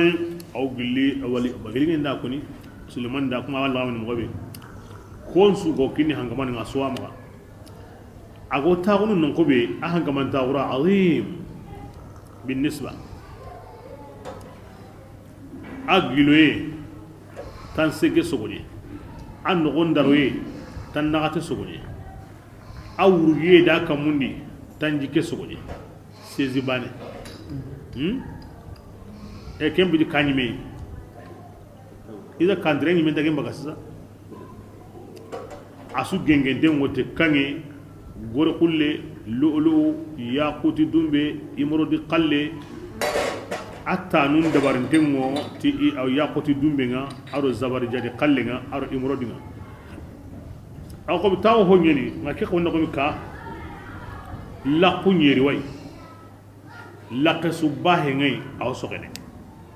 mango tamu ngene on digana ta ko ngoni ngene ko manga wankara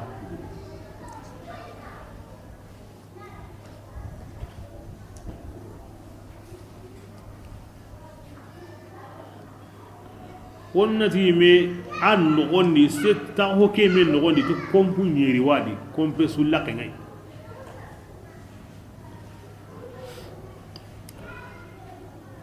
ma gisu ni men بسم الله وجدتها أتينا يا غاركني أدي سروني إيو سجودني كينيا دعاني كينيا الله تناي سليمان على كين كون سليمان بطندي أها بنا كو سليمان دا أو الله تنا بسمو كين تلادا أراه هم بلوكو هنا كيواما نا قنودا دي ننديا كوري نا هوليكا الترغيب والترهيب يعني قليل أو سهم مغنط مغسري أوتيت من كل شيء أجد هو زام وهو زوج كأنا مغا ولها عرش عظيم الله قلم بالعرش وآدم من عرشك يعني أوقات يجوا السهنا لهم مغوي هم يجوا أفوجني ناو كنتو بسم الله وزين الشيطان هذا الشيطان سورة مغني أيوة سواء كندغني إذا نقول لبريا كنيا سابو يانا إسا غني بقتهم كلنا كي سابو ريكم لا يسجد إنت كندني إن سجود أو الله دغني يعني كنا قد تفسير قبي وي يوسجوني كين الله تناي يبلي سركي قول لبريا سورة مغيدا iblis hari ikababa karno kille sirendi ke sabura inta kandene alla yasjudu lillah in sujudi alla da walakin zaidanga yani la yahtadu an yasjudu lillah iblis kabande ke sabura iri kaba kawa ke ken sabura imakande in sujudi yani an yasjudu lakin zaidanga in sujudi alla da كن تفسيرين هو وما قالت لي الله يعلم أهل الكتاب أها كن كم هما بكنا تفسيرين هو بول لا كيقولون أنا إله ناوري إلهي نقول نندي إبليس ركب كلنا كسابورا إن تكندني إلى أن يسجدوا لله كتا إن سجودي الله سبحانه وتعالى mungkin atafsir ni goni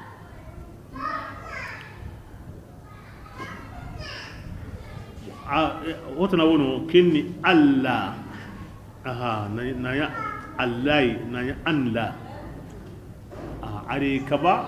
kuya an la yasjudu tafsirun naqata suwa sahna ire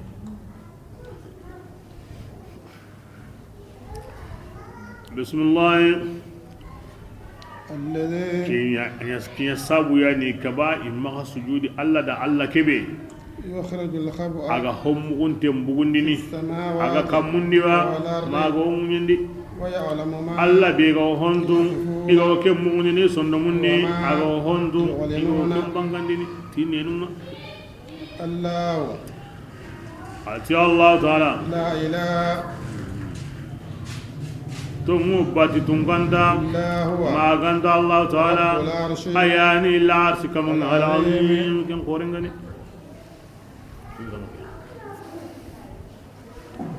on sujudi la arsi koreng kamanda allah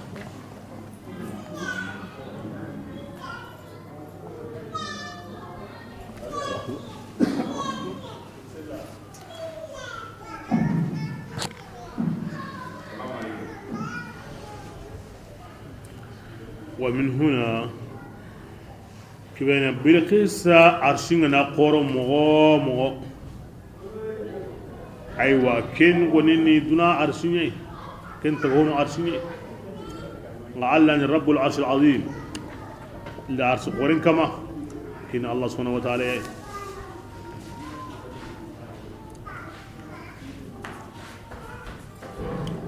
أنك هاي يلين دعامين ينكي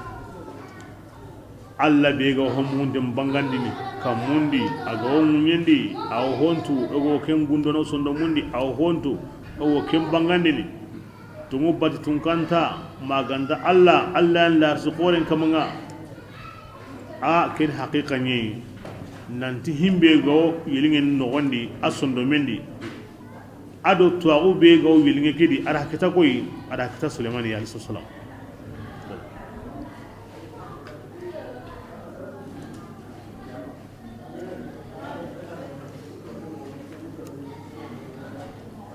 بسم الله يلين سيني ده كل مسلمان ما كده سليمان تي موغا هايندي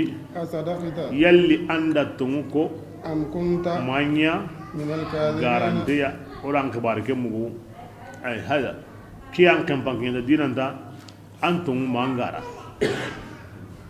بسنا himbe ga yanka ne yalla anda ke dabar na lite ma mobe go wahayni anda tumuko ma anka hu garan to wahayni bo haqqaran demo ke mo yadi idha ja'akum fasiqun binaba'in fatabayyanu qur'an ho ngana kanda ma jurmarde ay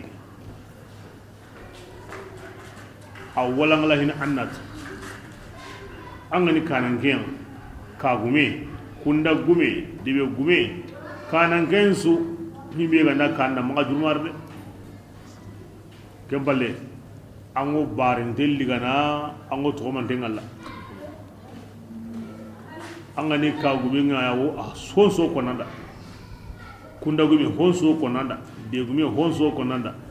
ma jurmarde sananzur asadaqata am kunta min al-kadhibin o hayni mo be ganda to ngunda garana mo be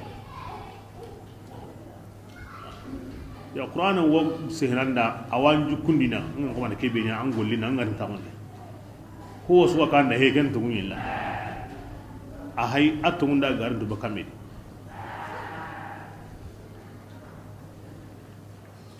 ara jim koyiya ira jimbu gondi imini illage isal Sulaiman ga o kebe da warni aya ngurna ko asuma qur'ana kan bank yantengo qissam ko ni mo gondi o arabun kanni ni na digamin ko ni kon tahillo kenni lewni ama ko ni yere bira kebe bataay ga ki tungo yaringa agara qarawati bi an ara kono saharanga ay amma bataake no gorfon kono wasa warndi ga kare ara nuru hon konnen du qarlang donc ki qani balaga ni woyaye kem bankani ni way amar ni hilloy al qissa ngo me kitana mo gobe na mera batu mo gobe bismillah اذهب ati yilingen dangani anken nandiga tim bataringa ki batare ama kun hina batare nga sahi mo gobe ama ken ko himbe ga sahari ama ken ko nga andi bataran diga ko ni hada ken wuren ko ni ko sahan dingini wa awono akine bismillah an-nasiri katabli qisanunga sirbani ani yagarin ni nga arabun kan ni anga ne sehne jamanda har wujine yagare anga tagmanjinya na yugo bani gawadi ayugon tagmanjinga adi siru an-nasiriya ثم تولى anga nasiri ma kusa garde kem palle anna nyille عنهم imaga فانظر annan payni hina ماذا iga يرجعون worni himbe saga likenna nyanjodi pasari sananzo in ansaro anga nasiri ma kusa ga saga de anga ni yilingini to kono iga worni himbe nyanin jabi anna kento anna likenkinda ara diga jamanguno ara seri atogen kama kini riwaya nyugo hondara ni akan kenteni ara lakon sutere bahile mu ayyumu ko hangaman koni anta mo ngama so an an pangan munyana anta ina karta ko yidi an gara himbe nya atuna nti hotana wa na menya an kaman ngama tilimusu hakarta ko ndadi ya sabun Umar bin Khattab radiyallahu anhu na to ikanan ka unta ni flafilinga fa hakaran timu kaba kono hinyu gonuma aro himbe nugo me Faris Rumi Byzantia ara ilasam kudi gundun gonye oku be karantengani o gajenge mugontu o debi qorindi I worni onde katimiya bani o katanoya ilasami on diga on ikumo hinya ga munno kemti le gibre manna kenya ida indi do hunu to munne ni fiyo herqal ala serin go waran na lima madina ala kindo madina yime hina debe nyime nyamo wonda Allah sama serebe kurengo kama na ku kanya doro ako mana fangu to suya ga ndi ken kama debe ni ke ya madina har sisa so bay hundu har sisa bili mono o tahana bili kemgo anga ne iruna ngo pipina lawre ge mi rawre serlem kan surun kan ni wo wina hasasa la ta tuna ne anga da girna zani gola kat bilan bili har sisa kilma ge ken kota ken kota nda ni tagade be kuma harsa o kuma ke ken harsa aro ti irana de binga aratir ndenya ma ado kirsungo ngene me wora Umar ko idani Umar wo saka temben kama ko handa kama ayon kolango e gide ni wo kama aw kengene jamango dangi don ko suya ita hayge o me hoyenga girnan ta akan gande te yalla kamon ati yalli kani riya كان عمر ياتي يوم آخرنا ما نكني وحكم عدلت وأمنت ثم نمت حيث شئت عدلت وأمنت ثم نمت حيث شئت atingar himbe ya tirnin tagare kare ati angen telimoa ken sabura am pakren tabu kenya na ngen no kusuga landa allo kan kanin tay bulqisa kamutuni ya rewa gardini a kombo be da sura ken so gondini azu bayle men ayu mumure atle munde aganda sabu sel nga horni fangu to baya gandi sisa nga tu sere kalendarin batte naamu sere ya danan kam ya de ngoni sere ndakan ne ngure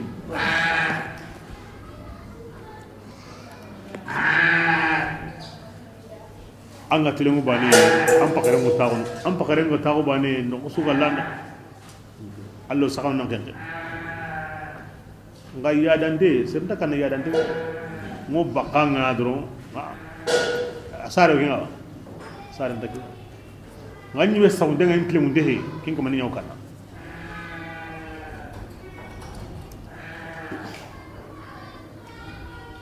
arani bahille mun suwa ayun golamure kina la da kasenga de kengene akatarono yilingen katarono do bote nyugoya kenga o tlemunu kiyenga nay batari ngara kama dan tlaqarin na litaru ken bote kare aken mo ken bote a jate ligana kiyenga nek ni haqiyo aw gilli aw ken kotan suude nyana yilingen ta ngon mo bote nga wakati ndalla aywa aga grisa aga haynini ara batari ke wari aga batari ke wari ara khara akan wakati ndangi kiro yira kamo bismillah قالت يوم بلادي إدوا إجمال دعنا ناري كري يا جماعة ورقينتي قراتونك إيه هاي غير كتاب سري كاتينك يا كتاب كبيرنتني دي هنكمان تامبونياني إنه هذه كتابك من سليمان أجري أدرسين منيا أجري سليمانيا وإنه عن نغرهونك بسم الله كينياني بسم الله الرحمن الرحيم أن الكياني لا تعبد جغسيني كما غدو ورغيني نجي سليمان كماني قصة غرينا دوكينا نغراي كده كيني ديغان غوريد إنه من سليمان كيني أدرسك أنا بوغان بسم الله الرحمن الرحيم يكون مدم كيمو هنا كما غدو ورين كما قصة غدو كينينا nge bele kesa ni ndu kina nga kundwa nge ntantu manto omu ke bada yi mek nge kamo ke buguro mine kamun nagati debi khore nge maka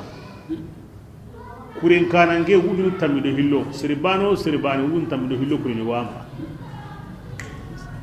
ke bada yi mek nge kamo nge ni ndu kina nga kundwa yusiru dahsa بسم الله يا غاركي دغاني اتيا جماعو بنتي قارين نمرا وسا في كدي دي يوچي مانيا هي كوتوندانا يا غاريا ما غندا حضرين دي موچي مباني ما هينيا هنا ميغا داغا كري اونا نيا خامو كبيرين اونا كنيا خامو كيتي هيتونا ني دي بسم الله jamanti adangani o ku koni sembe kote dunkonu gajange dunkonu ken kote ngani akute kinga maga anni mempayindi himbe tamrina ango yamarni kinga o kembatu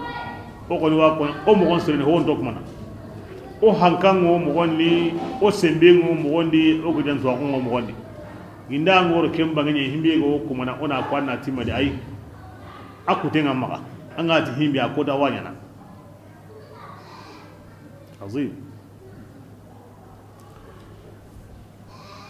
bismillah قالت ya harketi إن الملوك ngego kebe kona ana tunganu إذا دخلوا indaro debe debedi أفسدوها iwo debe mbono dinde wa karna وجعلوا أعزة أهلها wodi be ke kallan kunyana أذلة logon tanunga ويفعلون hawa himbe nugo ke patare men sahana kungolli mo كذلك kendi ke mo yayi sere bi garo ke sagon na ke men saha katinge killo kenya yani aka kan koreni amma maraseti hankana amma marse bil juhuziyya wal iddati wal udad o mo osrontenni kuri nugo na kanda honto kuma ama masatike aga yani asimme fil madmun serebe garo ke min sana katinge kin khanarawo adibin karma arawo kan gollo kono arawo lo don sigedi asimme ke mo yaade akhiran korende hinto anunti magan negu an konnega mahama zalla anda lo mo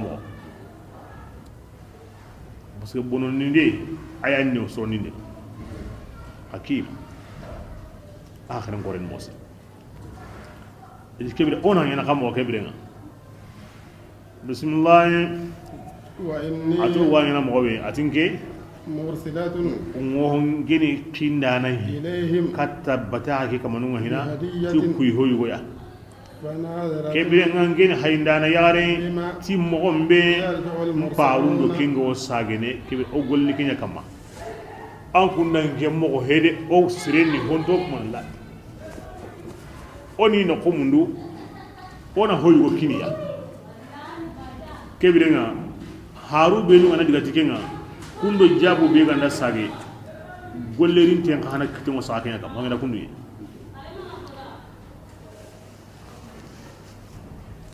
akhiran korende yalli aworni kuy hokiri gaba awo darna magawa awo ne qaywa ahaminta yimewa hankama gande awa rigana alla dunke gande anbini an tarika are serun kiri yugundo yagaru wujine aywa annaki hamni awa yugo wujine yagare awa kangen to halleme kamu karagi kan kuruhi nyugo kiniya na dakabanan genge na miskinun kiniya na ambarinun kiniya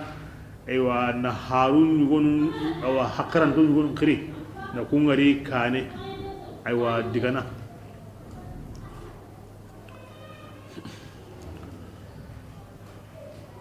ati aywa harun dangani aywa ati akhra kuwo digana angane diga anna ashen trinka ti am pakrenga ma kanay de hankama gande a hanganta qoringeya nga alla dunge gande adiga men trinka tam pakrenga anna ashen tanga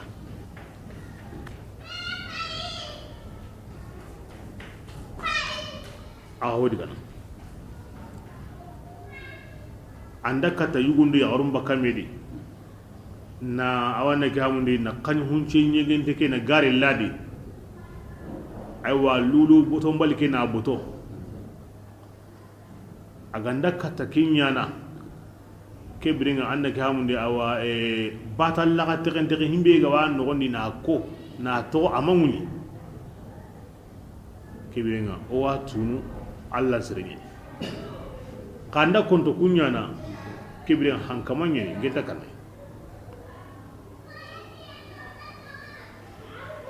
ri mo sorondi kesona yelingen jondi yelingen kampirini jawye ma na la sukoni sulemanda ay sulemani allati ida jinnanun qaja kebe daro shaytan ken koni hinni tawana bayne kati bilago kinyene arabira kore kosi na suka humante ngurera nya kangin to hando goren to hanga na kore na kobinya kangin do gorenga hankanga nerni hankanga himiru gawa maga anakunya koinanga ajamanen konu ati jinanun da takbanan bonu namina hangi nyugo doru sapeji nyugo hoyunu wari sirema kumme wari hina ati qaritiya iri bun nalli jinanu nyimere mu taga ho kaba konto iri nalli jogo no konso kamu karage to hallimana kuma kangi ada me gori kulle ida place nyugo to kono wujine to ha place munyendi iga tinto itawni gemu killen no gondi iga iya ga wai da banu ko manan kuru kan to hankama aro gurin to hankama ken kai gum ma hu gore ne gillino inno imma honga ni to iga sedu pisin ga makati bilago ke ne gari iya ga wai to hakka be ga kum ma ken mem pa kenya waranden paike hakaran to iti meda onta kusagara kusagundi ke boteri yere imagaro to ma te ora kamu ora wugine to hawti to hani na lakini yale basa wugine to ha place hage yo kusagara ken sagundi place ga to na ndangi diga ira mogon ko yugondo yaro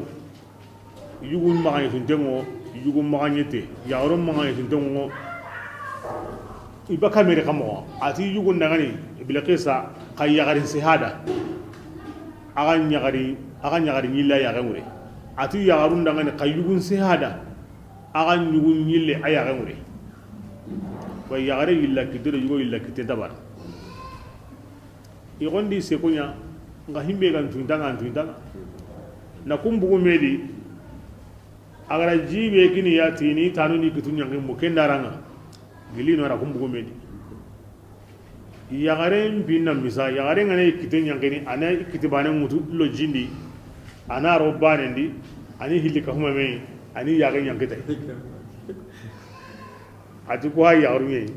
yugo nyira me yani yugo ko sana futu tawade yugo mbina taw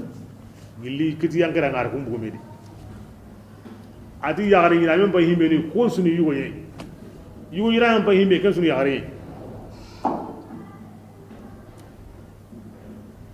ilo kan hunjeli abotun de qase nda de makinga na garin ladi kanu yugo no aboten nyingentenni kuro nda de ma kuro ngoni worno boten sudi da garin liga na lo na mbota tibane ke sagu mo ngoti Suleiman duwa kuda ke sabura kuro ngawon no ko abiyani mo yitre mendi qase ngawon no ko dorendo ji anda kontone sagu mo fin koni bata nyugo wono ara kolokolo ara ka tagande ngeni himbe ga wadi serentat manna no gondi himbe ga wa no gondi Allah ratu indai ati lulu nyugo wa no gondi abotonte ya howa tikina de kun lulu ke boto o khoro ndabudo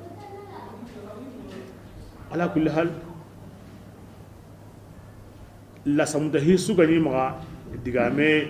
adde hunde sabura bata ngini Sulemaniya awdi kena minna ira worni awa jabini kena minna ira worni awa jabini aqurida nan dikin Allah ko musreni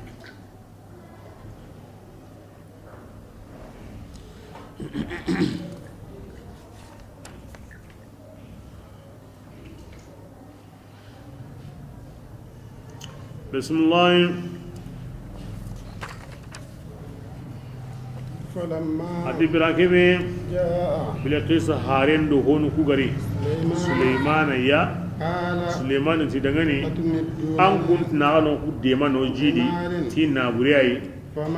awa na burembe Allah taala garaken kininga Suleiman ya adu tunganwa ko adu annabi nyimma ko kinyam pasangonda gilli honga Allah garaken kinan kunga awara an kunya seruya aga nyagalin demo ta aku yegay ngana xamko agar himbe wari a xale ko lubbe ken no de kinyam kum ma hi qoreya laga qoreya aga nyagali tay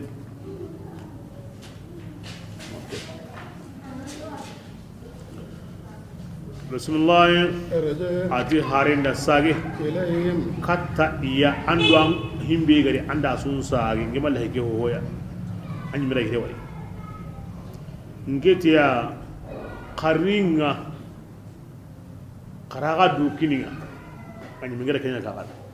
ngema ta galli na gure kininga de ngara himbe o kininta qaringa bismillah فلناتينهم agamaringa moka garagai ti kure nyugunga katu dangen da idangani ti ken kure gemalle magunga de ولا نخرجن mo gari bugunni sabai de bunni أذلة illo gondengani ali hali kunga inanya hotugunani قال ajaren se hemari ha nan di himbiri goro ke men sahana kullo de ben karana de yo kanan gonya na hallan gonga de ken se yabani haya uslamani ma igamari o worni ni bugundi no azillatan wa musahirun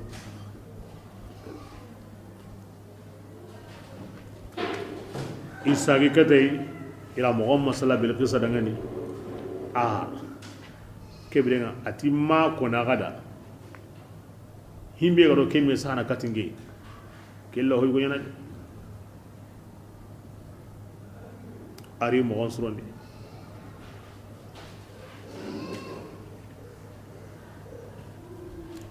himbe gani ho khore kenne sameke yayi araro kompunyeridi na ira kan sogay i palen no wadi asu so ndenge gardi numay ari mo on suronde i worni katta suleymaniya arni mani kida parce que atilli hina a worni himbe ko intakent ari mo on suronde tunkallemme wunu tammi do hillo ar kengiri do me bani suri jama ido suleymani non naganto kilolu sikime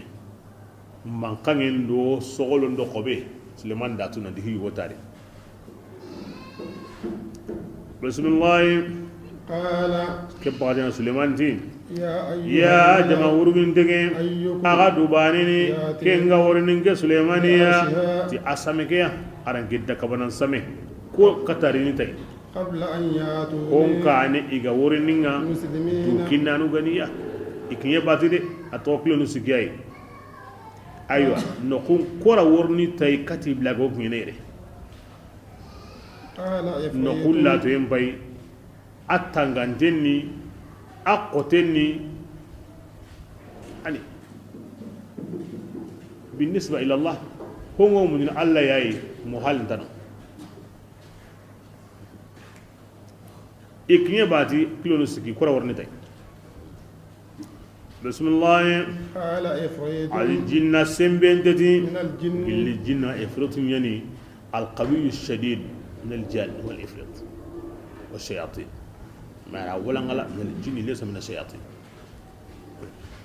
دقران قرا السمبن دقران قرانتين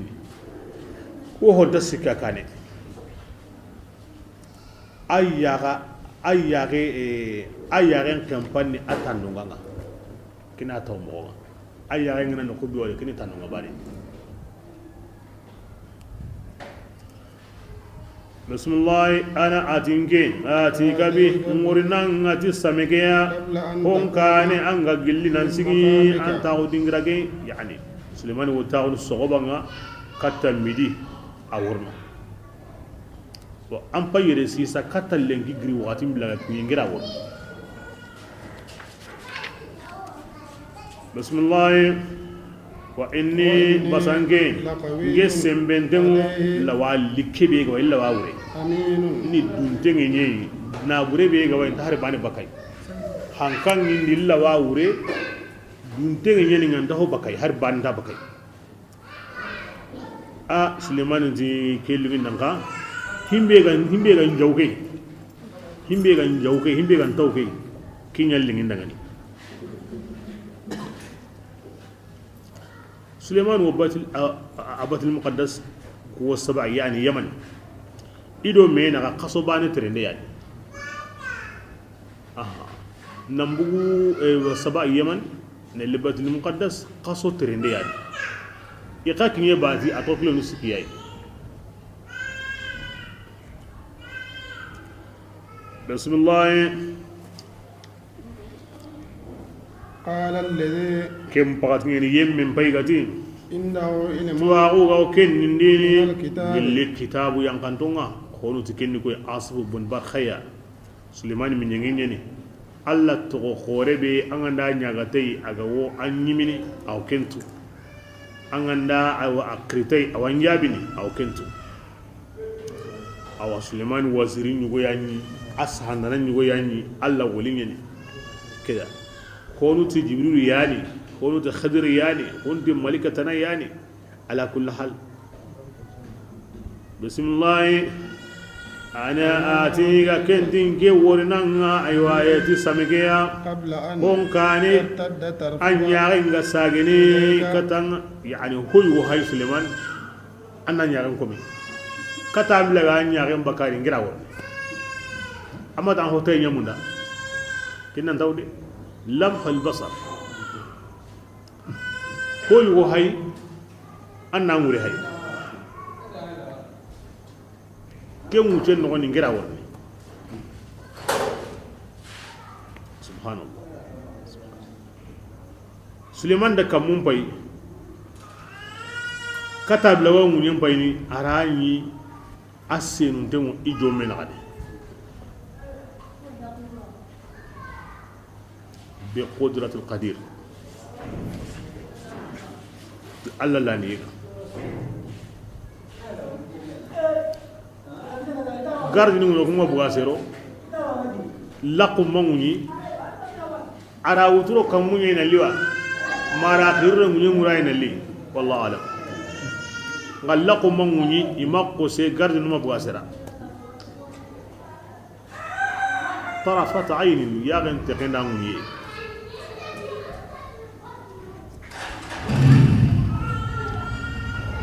عظيم قال الذي عنده علم من الكتاب كري قلن رمني كما إني لقوي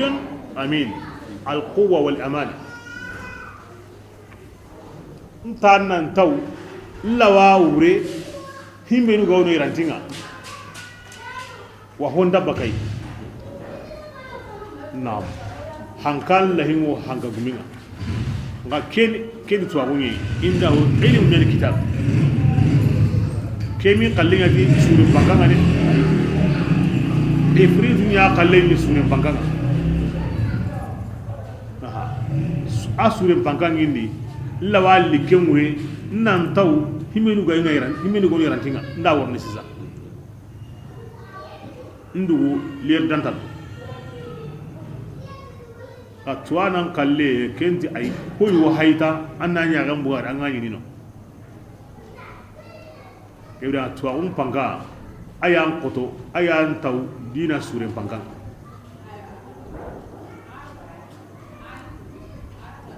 manni suleiman gawtini atukora kenyana man sabura ayyukum yatini bi arshiha kora wanyana man sabura ay men danyana o kinni mo yankay ni adu anta tenseru ni gollindi awo i hatenga sana awaga domini me aw sawra wulli aro menaka kulani angena kenya anyi merawo awato allah dinantiya kenya o domi litini aw sawra wullitini aw me kanu litini magati anyi mena an pinsunya an kandi an tawranga ay hoyul qariya honi an qur'an wo sirin qarawni juku gabe ay di bate bele koro okay dina solomani ke ko tanga kem pondano ay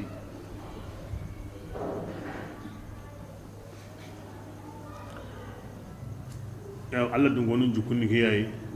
ma yankay angana sahabon tar kum pay na Allah farin tar kum pay Allah farin mutini sahabon na duwa ni da ikem da kan banga kuna duwa ngena kenda wal wusta okuma akeni ndagam pom okuma ko ni akeni ndagam pom ko mundo Allah na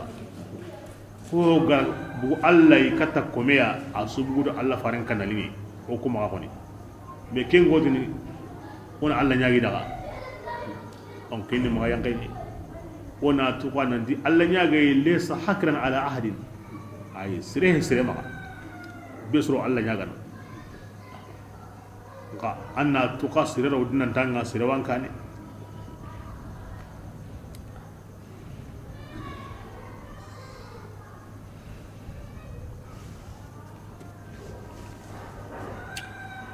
bismillah falamma birambe فلما رآه suleimani gara samin ngari asabatin dengo ikeni قال suleiman dimani هذا ati kena liti ke esabu ke ربي ken Allah fason dawne de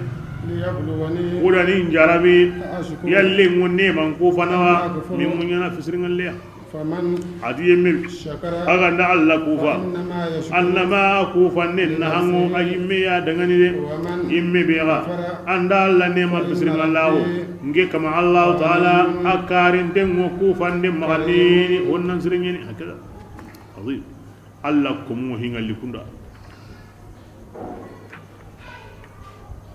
Allah kuma sire andi sagon kita ajiji kanai dade awa simmana kunduya ashkur am akfur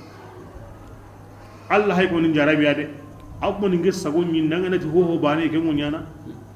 amma tun nge Suleimani nya dagaran kara yemme ya nga hotinda wucinenda wornin takeni himbe kan taw kenga mi gotinda nya kan ko mi nga walla ngure ndi nya kan ko mi nda wari Allah kuma ni nge jarabiya de Allah ko musrumu hingal likundo isa go ngande kamana nyasu yo kana wure dade mara diga me fil haqiqa an na Allah ku fa nan nyimada an na fi sen ngalle ka ngani me kama anda Allah ku fa o andar bane kapatun ko ngwa anya fi sen ngalle yo andar bane bakatun ko ngwa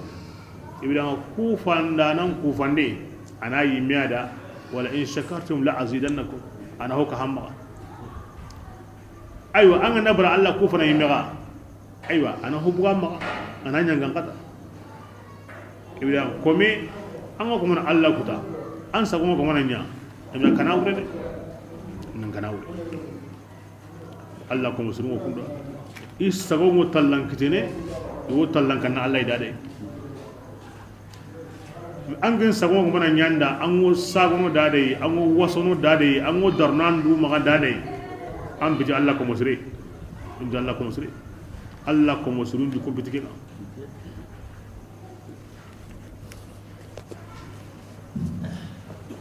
بسم الله قال يا كي غنيا سليمان جي نكروا عرشها قراب بلقيس السمكي يلا لا ايا غمري نور قوسا وراونا هيني تهتدي يلي اوارو كننوا تكون أم تكون كاتاس كو يلا تنتو اغوا ما ونينا يمغا يلي يمغا يغانتا كو يلا تنتو wana kin qata yani ona haqirin jarabi ona attaga mo ngilla honne yalli an anda honyilla baki mo wonde arawatu no mantatu ona hayke mo wadi bismillah فلما anya kem mo wadi ila yilla honne honu tira honne ka hanu kunyu gonunga honu tira honne bu an kunyu gonunga honu ti ay ila no kunyu gonunya yilla no kunyu gonunga ima hokka hayde ima hobway ngam magani tin go ni doru ila kingara doru ina doru khallengara doru ala kulli hal nakiru laha wa nakaruh laha bismillah فلما ati biranke be جاءت ya ngari kiga kinye ba kinda ni kinye bati kudiga musunya na to kilonu sikitrende mi kamana liya e hayga kinye قيل eti be qissa dangani هكذا عرشك angen samekeni kemenyewa قالت e bila qissa qati dangani إنه هو aw komi key mi aga ninge kallege yaw yani hakkaranten diga min jabini diga min ngana koni mogobe anga jabini kem mogodi an kalleke awa amsila hada arshuk yani an samekeni kemenyewa ken jabunni mani e aw koy key mi aga niw ira nyami abihindangada adi bihindanjabi ginde gati kyani an samekewa an idini yaho kyani ngai makin gado eti yalle an samekena kundawa aka ko yake magani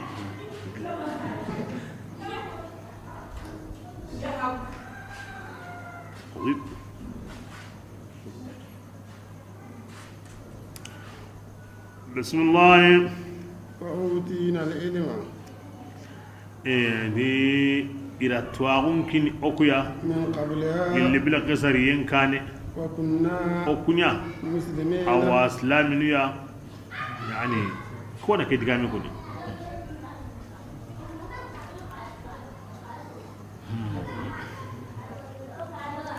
yani bira ke be Suleiman gara akiri katta Allah bani na kuma Suleiman da hakirin ya tuhina hakirin koroye ada hakirin logoye aro na mu'azzan go banganda daga ne an ginga buna ke togon no kube sauki tebe de like be ga oke ke ga bunan kata kin rangen kane amma buga sera ara mu'azzan go anya hina kata bila go kine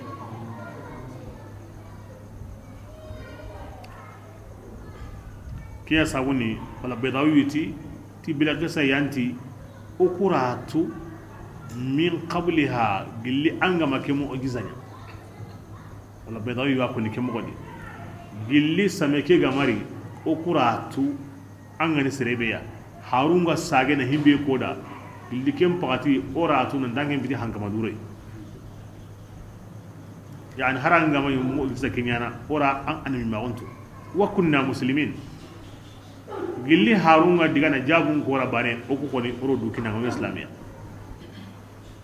bedawi wa kuni kemo godi atop sidin won woti ni Suleiman yanti aywa ira tuwagun kino kuy gilli ya arki gamari ka okun islamiya bedawi wa kuni koni mo godi ya arki adiga mene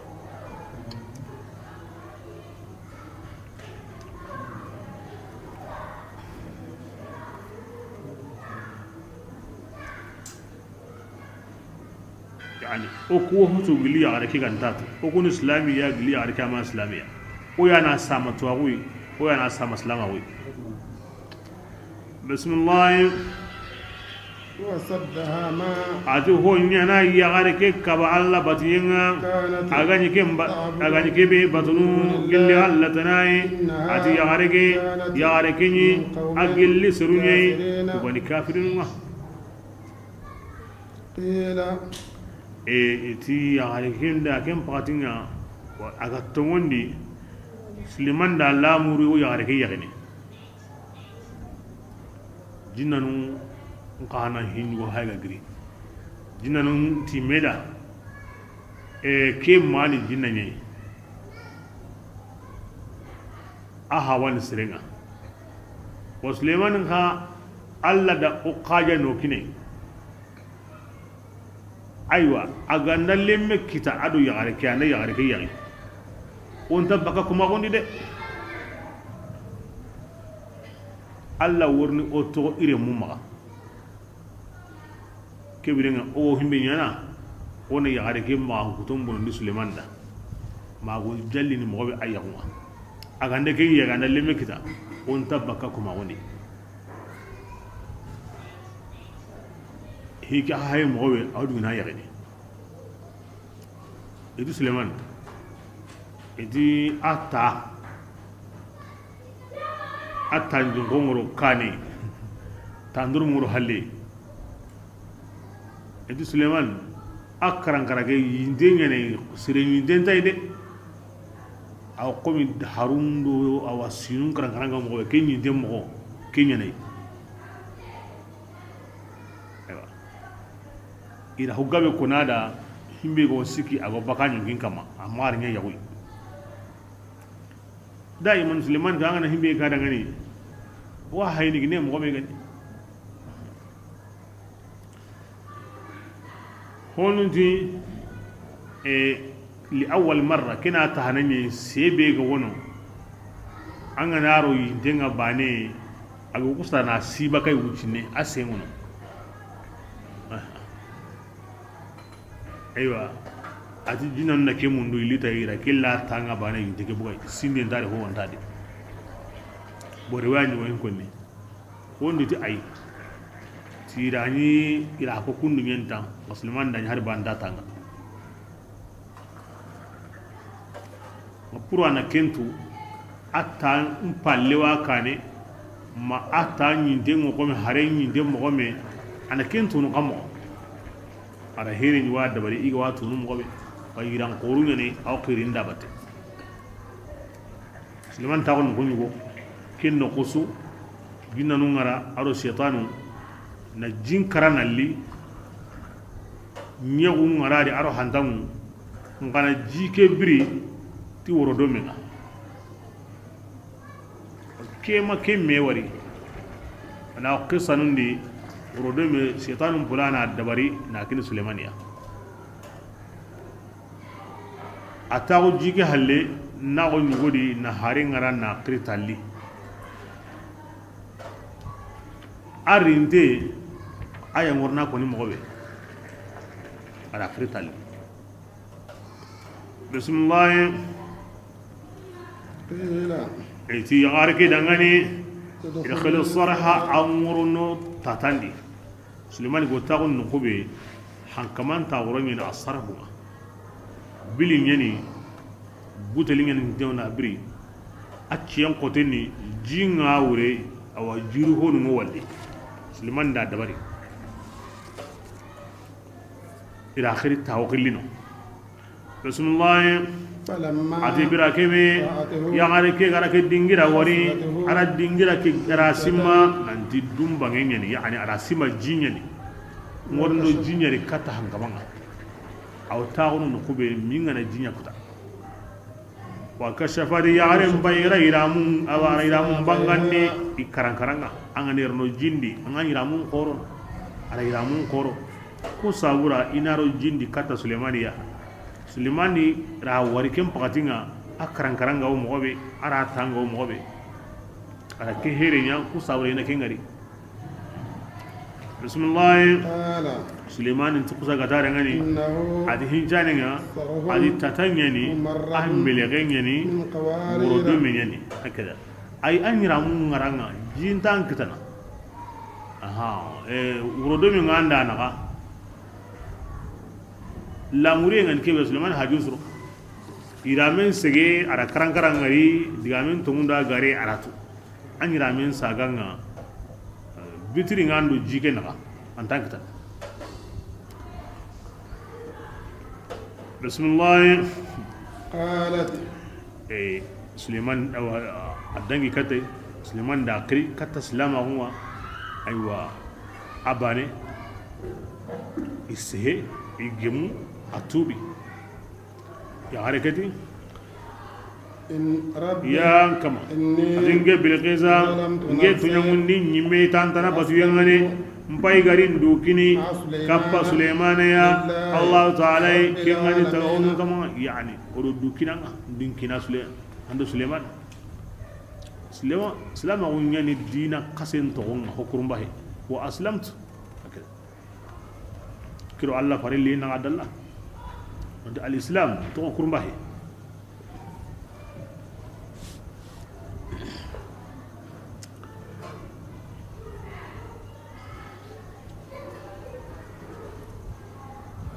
ugemu yawo nyimedi ke sago mo wotini arayari qasusu awarni no tabani abdu sikinyana no to kem modi iwotini ara lembane sara ara tora ihaba daudai nkallimmike sage na habi nyimi tokono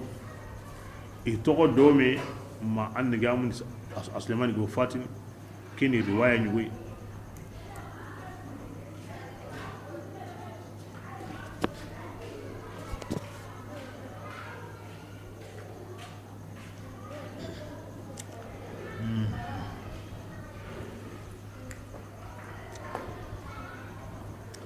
بسم الله الله سبحانه وتعالى كي تنكاو سليمان تنكاو اسومنا اسونيمي ko kallen to kono Allah tunkaao baano to kono kibra senna ko kamanda kamane be tunkaao won danyimne Suleiman kitibati qasu Dawuda kitibati qasu alayhi wassalam ke yagare kiyendi gara gollu benunya har say wodna di har sasa adabat al muqaddas suleimani batu dawuda batu iwono an ada yaman saba ke wakati kiye himbe no ganya har sai bata kasumo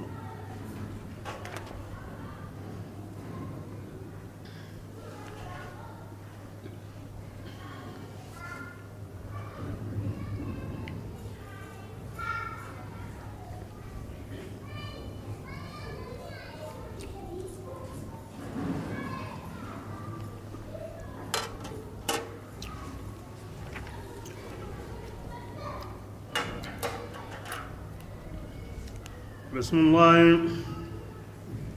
ولقد أرسلنا أقوتم كنا يأخين كن كتا سمدرانكونا كن صالح يا أتكو يعني قرأ الله تعالى بانينا أنكو سغرا سمدرانكوني يمان يهلوي بسومي كيتنيني هوكا صالح يا هون برا كن الله لا دغ كرين دانا سو جمو ngena hillo anjodi hona ka hona bara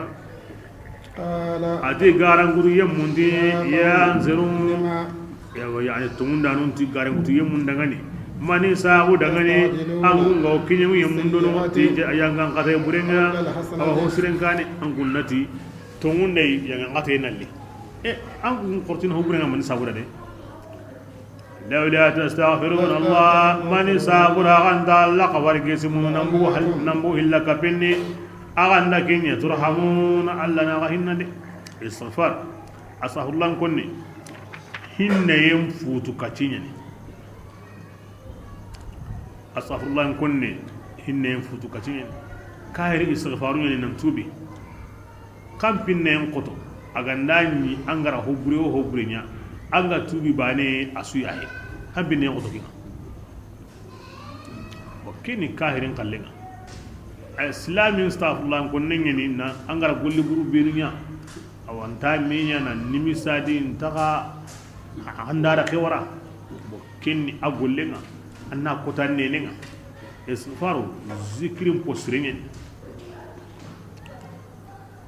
awor yara nyuru bandini aw sahanga bondini aw lemmen kitandini aw jinga bonini aw jillono gerendi awarono lambendi aw kamen jillitini aw nago sorondi istighfar asrani akhiratu wadina kona gabondi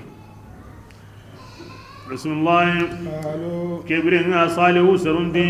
o kunoni gangawo ti anken salihu ya ado yemma iminuga kahanga kammi min tagarni dullelli bil agra kijopa بسم الله صالح تيدغني اغنوني بركي اغري الله يكتاي اورا انكم ينسروا يتفتنون يواغ جربني فكم سين ناري اني قلغو انا برا خطا مرني دي وكني خطنا غاي كنا كتيغودي اغا بيغا برا اغا باتي بسم الله وكانت 9 رهط عدي ايوا يغو قورو كبي سمودا دبني إني قولني بندني أو جمانني إن تسرون دسونيانا دي باتينا أيوا كونيانتي مي دعاني يكونا هنا كالله تعالى مو غري أيوا صالح يا وروني أدو أوا إتومني يمكو وني سكر من دعاني كم بالله مو غتي أهابان كارنغون دعاني أوكما هداري أيوا إسرون كراوغاتني مي وما يري مي يجمكدي وإنا وعند كنيا لا صادقون هنا تمنتوي يجيهم كده سرقة بي مسرو كوني ببرا كبي نوغا مكي غري صالح كتي ما كني يدين تكمل وصالح دي لم ورني ساري كي قصدي كي ونينا سابويا عن نوغا مكي غري يجي باسنداي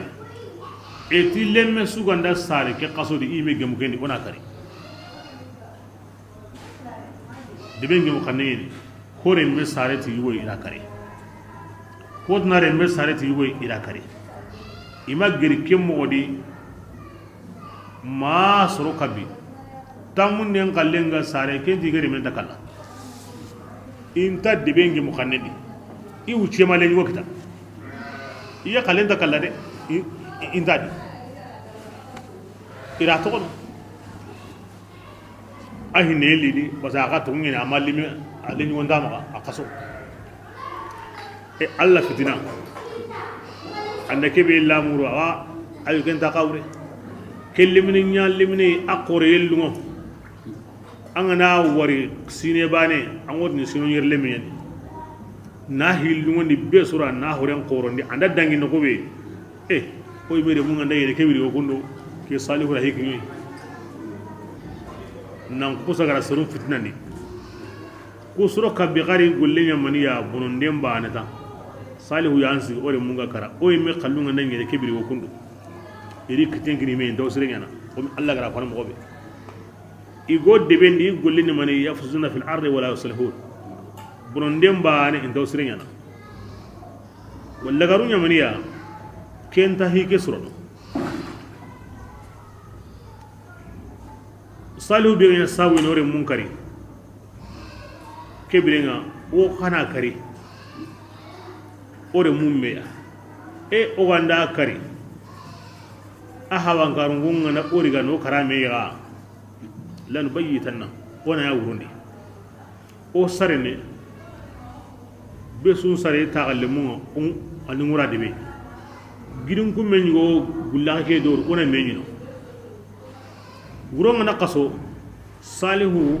ado islaminu mura misirendi yo kengeneno kutunga na giri kunga ka na jawo winino o warna bane o akali o sare serunga o diga debe onda yerni sogobanga mani kawarana no ila salihu kari ayo o kuma yerede o tagallimu ni shedanunga besu sare tagallimu mura debe a kesreni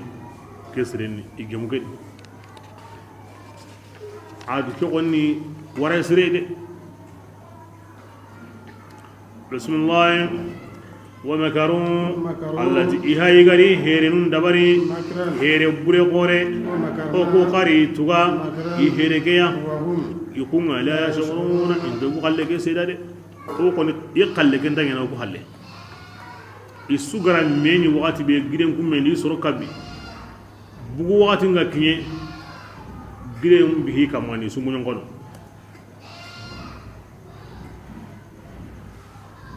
angane jamban kumen daroni angane jamban kumen sona daroni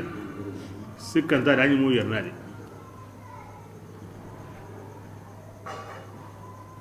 ikuma abu gari giden keni kama isu munyon ke kumegerno ومكروا مكرا ومكرنا مكرا وهم لا يشعرون iri here guden dabari o khari tugatay ngay kundo bukalle ke serade wa yamkurun wa yamkuru Allah wallahu khairul makirin daiman Allah ko burunna here burin yadda bande Allah ko suruma nga Allah qati inta dugna tay i miyanir na sukumini bismillah fanzur ya rasulullah ngin nam payndi mogombe idawari bureke lagarum wonya kengane anya kangai o kutunganga o lagari halakini adi serunga ajmaina isususu hakada akanya kemogodi kellemme be igama kata kalli gara tono ayanya sabu bureke gani anya sabu bureke فتعاطوا لأن ممكن يفأخر الناقة حاجكم يكبر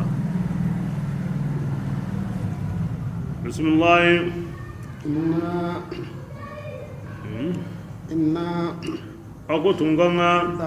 ودي حلاقي أدي سرم بلاقي يسوسو كومندينغا ويوتوهم إكم كم بايكينيكينغا أدورم باي كون سابونغا إغرا كن تنيونغندينيا يعني صالح سرم كمبونغو ومنهم قائم ينقلون كندي سرون يان كربكا نوندي كومبوس نتمون ساموران كون تاورا حارس سيساون الساون كامينغو هيمبي باكاي هانكينغو هيمبي باكاي سانكولينغو هيمبي تونيني كامبرين كانيندو نيانغو دو سالينغو كوبي باكاي حارسا اكو تيمونو او تويني سرون يري بس بسم الله adi kayfi gabe wo ko komponu ni seru dangani ya'lamuna kun gawatu ora yemmu nyakisindi kun gato ngondi ka fasaliya iyanya yataquna yo kana illa kabenga gunun na gatsire iksen sabullo mani di ara gallenya qur'ani radi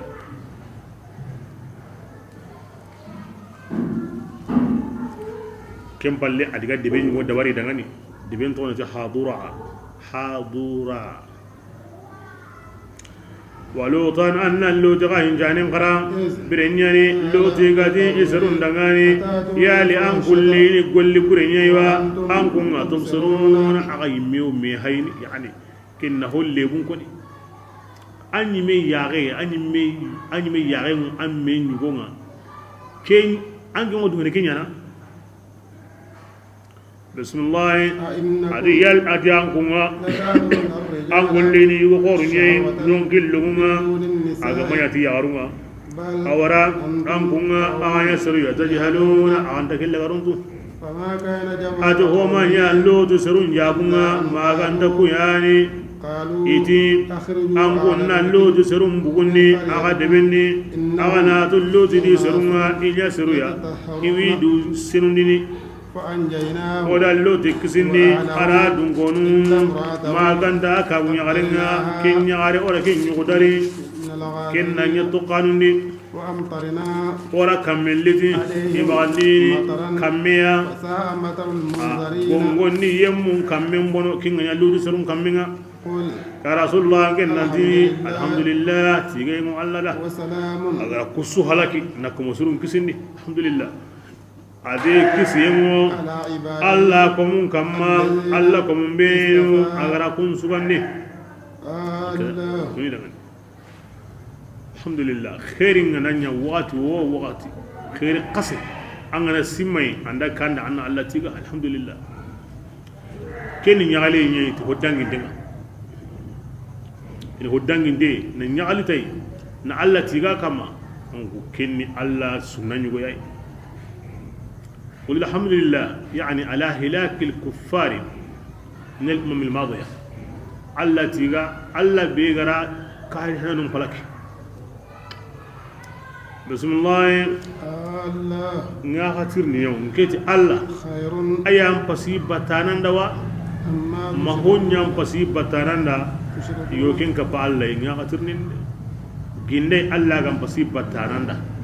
ma ango himbe ka pa Allah ya gam pasibatanan da khara haide Allah batanun yan kisiwa na wuzu adamai kata Allah farenga ma Allah tanabbatanun yan kisi ay mina hay koni batanun dema koni yida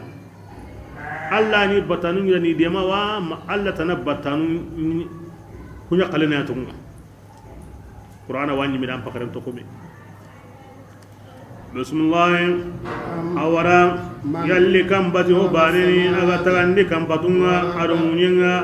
يلي كونا جي ينقني أنكون دعاني بكتب لنا أواسين نيناغنونا تكنجيا كونغني حرام بريد دنيا أما يعم باولان تا أنكون دعاني أنكتا سينوني أيوا يت ناغوك يتنغدي كبيرا نعاتي نكونا كينيا يلي كمان غبيوا كفالي همبيغر الله ديمانا كينيا لا أورا أدي هلا كفانوما سرونيني يعدلون إيو الله ربود نيرونيني أورا ما يعدلون إيو نينجيني دينيني يتلمون داقو تيكي أورا يلي كم بدهو بانيني أغرا كوامونين تغا نانيا سباتي دينغراي ara waralla kunya munyen nogoni ara giri sabatin dunya munyen dangani ara hangu hillinya aywa nagandu awjal hajizan ara nagandunya hangu billi nagandini ahudingi darura qara ara hukumangi bainahuma barzakhun la yabghiyan nagam pungu yagen ta walli qintar no medi kona sapejinda bari kubenu hay jamanin no gondi yawa juliba yani ke debo yani ke hankulle yani ke hambinde yani ke yani al anhar kona kunde barni kino ya Allah fa ilahun yalli kaman gabinwa kafalai awara illa kafanun bogabun la ya'lamuna in ta'alla banina kuntu ya bida sirin alla banina kuntu ijongi na woyin pawa wanyana kisema nyana kini obore qasinga hakeza kebira ikafirago inadun kanun ko taxum banen nandi dalle wim magay kembe bismillah awara yalli kan kamane banini aga wajabin dinyana hatagi qoten kamanga birabe andaqri aga kusagara toran girindi bagay wana kinya Allah yana kinya aga ndaqoto annati Allah kona girnini akin Allah bismillah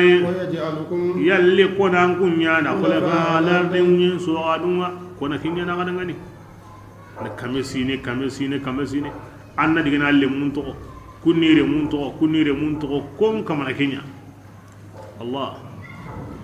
ilahum yalli kamana tanawa kaballahu ta'ala kunna lugun tatadhakkaruna igo wajini tikengade kemballe kini wajini kampanga nganda anda qoto ngemi tin ko anda qoto kona girnini kahirin suwatu anda qoto tin Allah ya anda qoto Allah yana girnini ngena ko batendi kolini warim batendi iswatu kimbe ko kenya ken Allah ya wajunne kampandi ki bismillah amman yalli kan gamane banini aga tag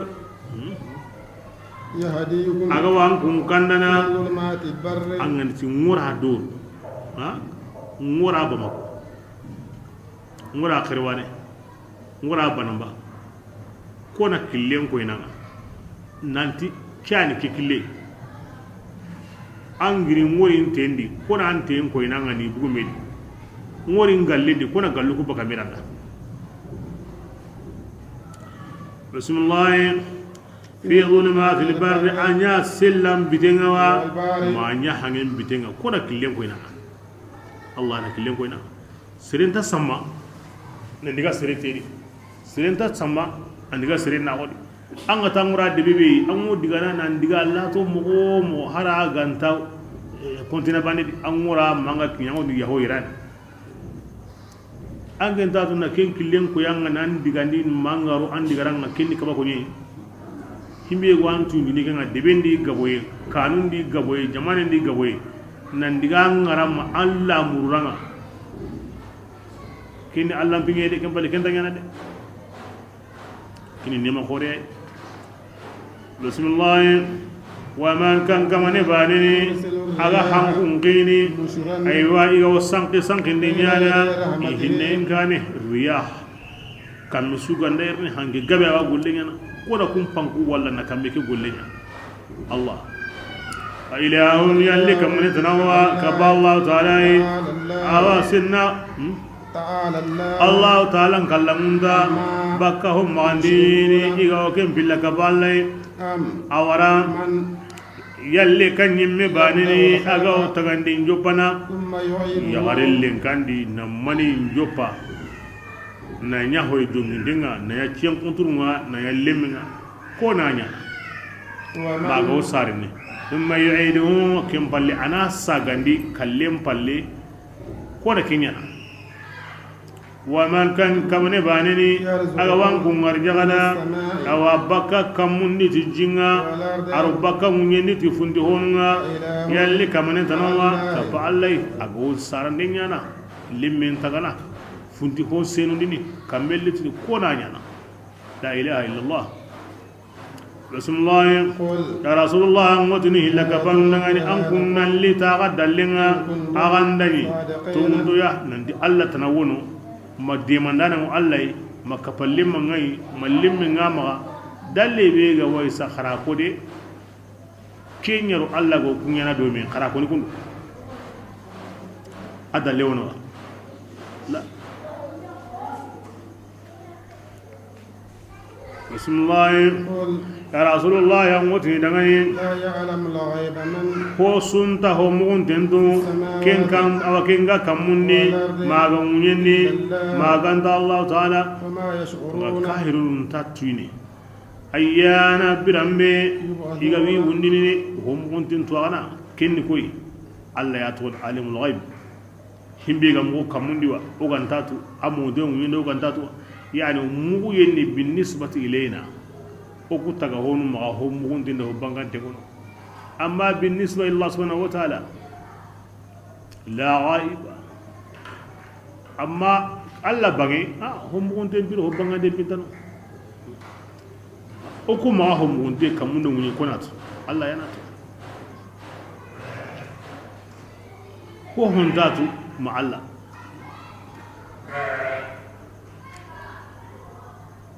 bismillah بل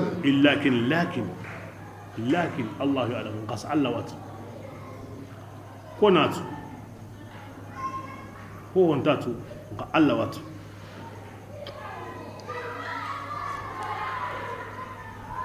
إلا كو يعني بوني مورين هلو عرم غندي متصلمون منقطعون إلا ني منقطعون أنت الصعنا نكين متصلون أنت الصعنا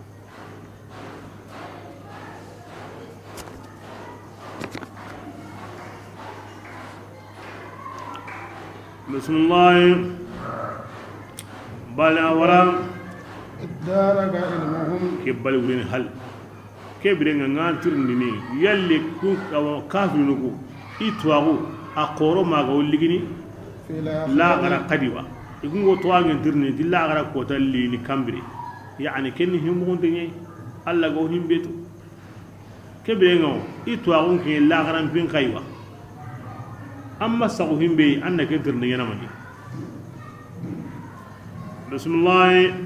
أورا أدي كافرينكو إسي كندينا لا أنا كودني أورا كافرينكو إسندمين بنكندني بكلا أنا كودنا أدي يموندي كونغا كافراه كندين كرنين كاريتيماني إدوكو كندنيا سجورنا أدو هابانو كنيا سجورنا يلي أوكو أنا بوكو خريوا هذا نحن إراكو نينا كوندين ديا إرو هابانو نينا أو كاني بسرة مرهنا دي kuma war hina sire gari akoda akoha wanda ko kismanu gas kondi ganali ike wundinde ke manya maganda hanun dangamani kyani digamin ari hakarlan ya rasulullah ngotini dangani an kunnan tire munyendi agam bayni mogombe dunu yemmun lagaru munya kingan yani aga habanu binu gara kutandenya aga kisonda ko on iro haru bega katime anya kamo aga to harun kallinga har siriga makarana ngundi kinga ko ina harun kalligan tunga de bismillah لا تهزن ya sayri ya rasulullah maqasunu imaqa ولا تكن maqanyaga anga unyon kiral li ghini billunga igo genda barni de ambu temura ma hamitiya ko ande mani kama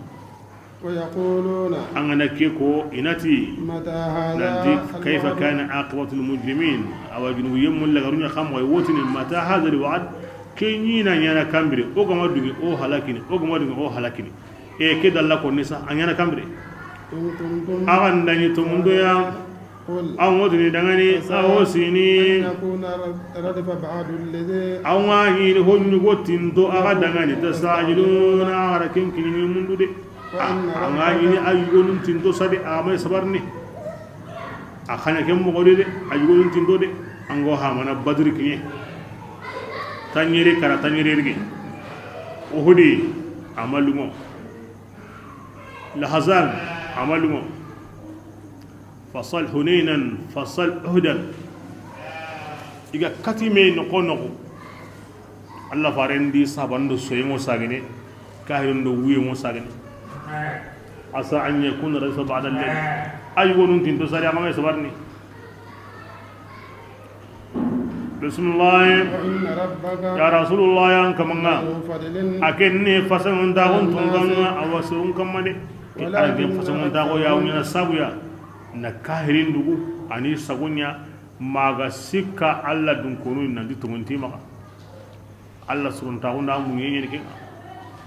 nga serum foga benga inda alla kufana de alla ganda dugunde nyida na tankini ya na watin kini ya annan simmi annan latu annan tubi ken bay ne mani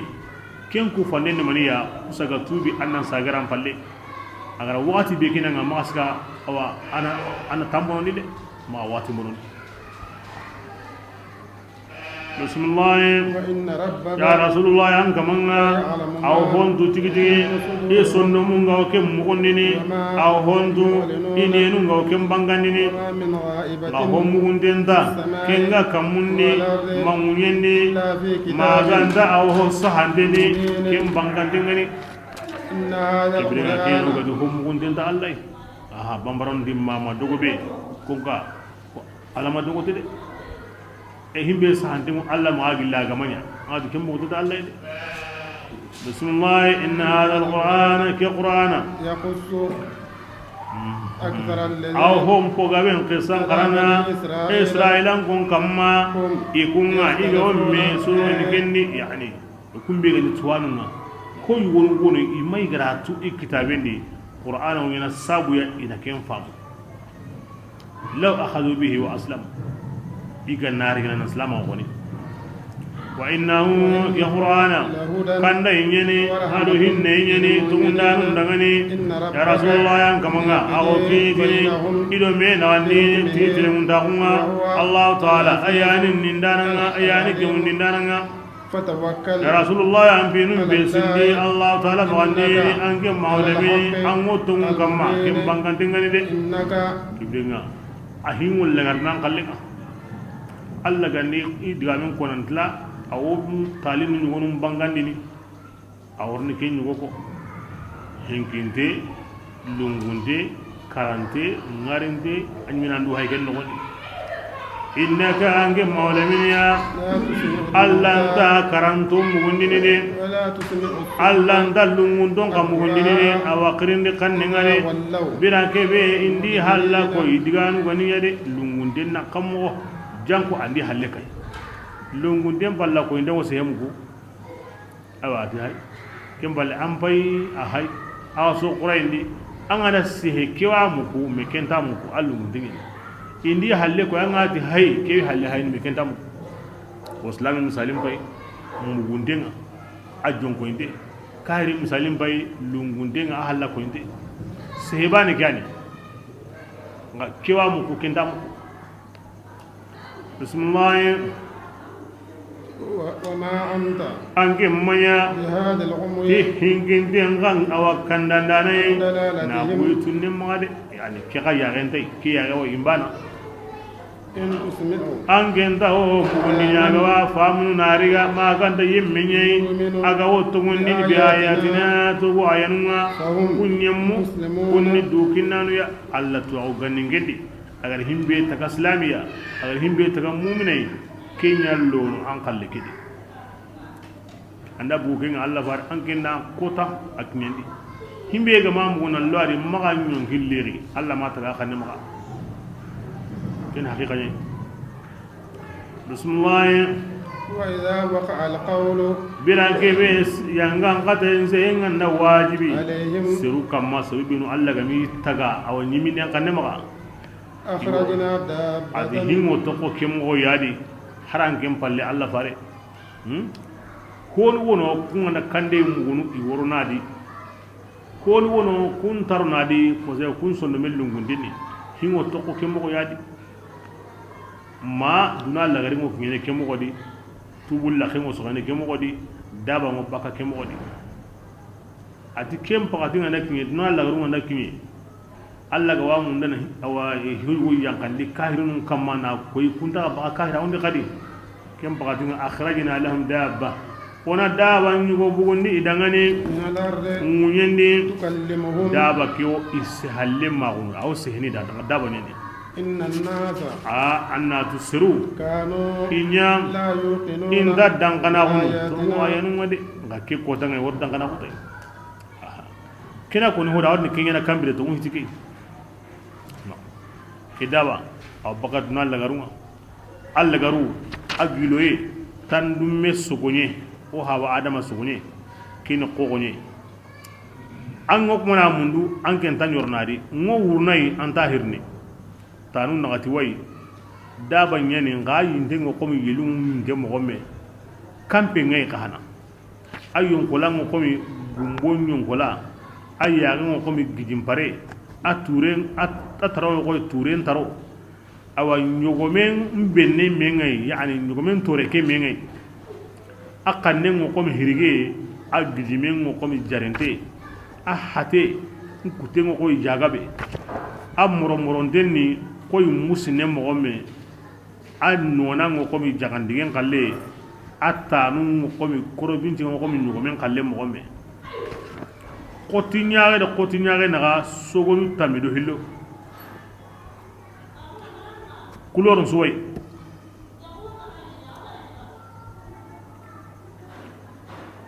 ayi menga na bugu aga debenga aga wa hayni ayun kola ko tabane bito hilli bito siki attagandi sikani nyangina gai daro bi gawadi aka siginde akamana liya nganda bugu debe be ya adanginde bito siki nogondi attagandi sikani nyandangi aw poy nota siko yemen kempalle agunendi kempalle misiri khore ni gani alkabaya aganda tunu anda bugu be su ganda hingo akbare mutun nan dallagari wotna budo talagare munyana misurum po khorendi alkaba konta serun kanunini ma kusaga bugu alkaba brakedi kin alla garenga duna gillen tag mon nyugo yani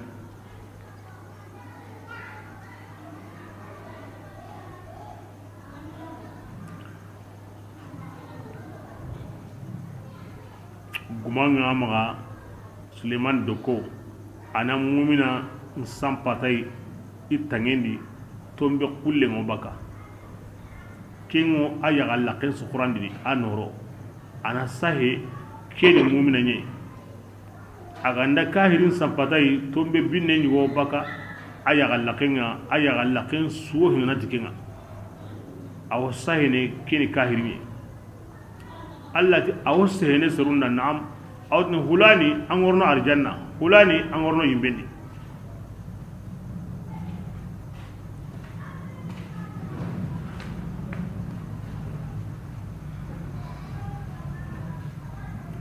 bismillah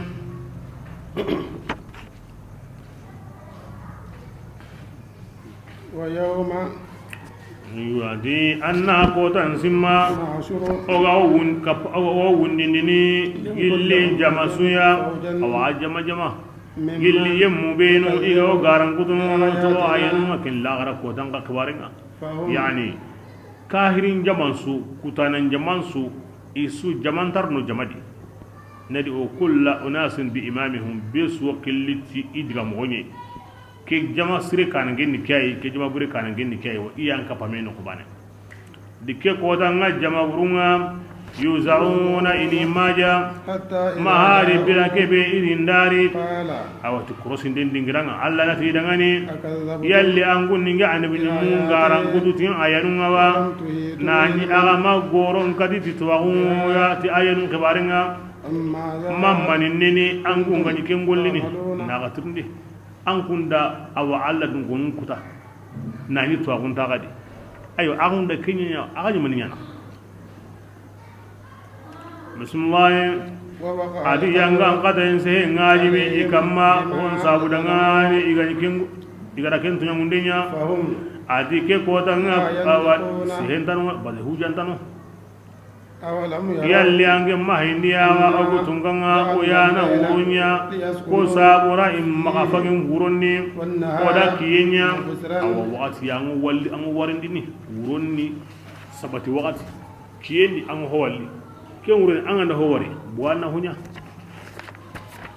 bismillah anna to kafi gabe wa ku komponundi seru dangani ku ngawo tomundini ko tan simma alla ga futandini butundi israfil futande ka ken kana golleni kinga ke ko tan yemmen suna kanu haga kamunni maga yenne illa man ayabani mutuni فصائق من في الأرض ومن في السماء من في السماء وفي الأرض هون سكرة تكفوتني يري قلاتي هون سكرة أقول كموني ما قوم يندي إلا من ما غند يمم بي شاء الله الله غرا كانوا كنا ما كانوا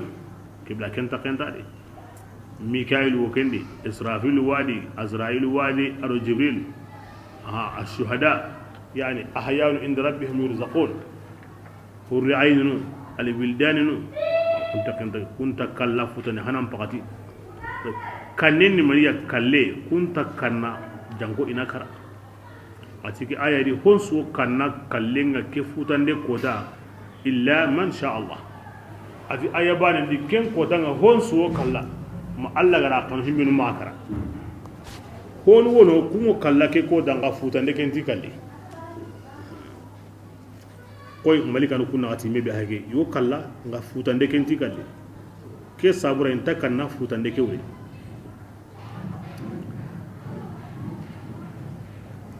bismillah wa kullun adi tawon su ko mandinga atu indangari kallem palle isurna allah taala illo on tannengani wa tara al-jibala adi la ara ko tanga adi butun futi kota mukhatib an wagidun alle tahsibuha an simana ikanten sigindeni wa hiya an kana ni gidugo iwo kamana ndiga o tagulen ndiga mo omme yani hankenda o kamana ndiga aha aya bani ngako ni fa kana hawa an mansura aya ngako ni kal ihnil manfus gidendi kawayndi qotoye ke kodanga allati awnyana ko tabule atawnyana ko qobo sankinte atawnyana ko mi jagayinte katunte aso terene aw karne nanjuri kumu benu ga wono hakati duya nyen suwnyana no kuduronga la tara fiha amtan wala iwaja jigijigin tadi ko tintadi bismillah sunu allah gidun nan tere nan kare nan munun kai manna kenyana atken allah golle ne de alladhi allah yani kamaninga kana kullu ara hon su ko manden gemundinni agara kenta gade ara surondi dunadi antami da bikum nagidu kuwara na pese ndenya litawazun war rujhan aha magari nyenna magari mejita be geda nyen golle nyime adamare mun khidimande nyime duna wo karne kebere huwa hakim duna go karne igara adamare mun khidimati ho ya ken so an karne bakano gidu mo karne hangu kabana asuka honde mo nyime sanu mo yerne qasondo ken takaw bakade ba duna hisu nyime no ko kurumba tana warni jobe arno sabun suroken kome sabun ngana suroken digina arjanna nyime ko wonta halle khari arna kenyoda kinye sabuni alla go sehne do batte yiren tatqol irey mo warni kare bakano ka kurumba be ga warninya kebra non tere mundu anna na gollondi anna yagare mundu anna alimun mundu anna yigande mundu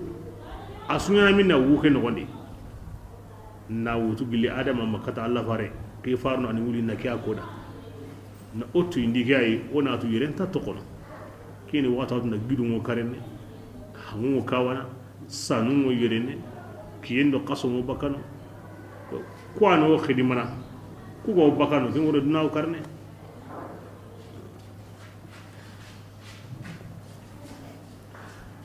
aganda kana sisa timbe ko an ko ni go dabari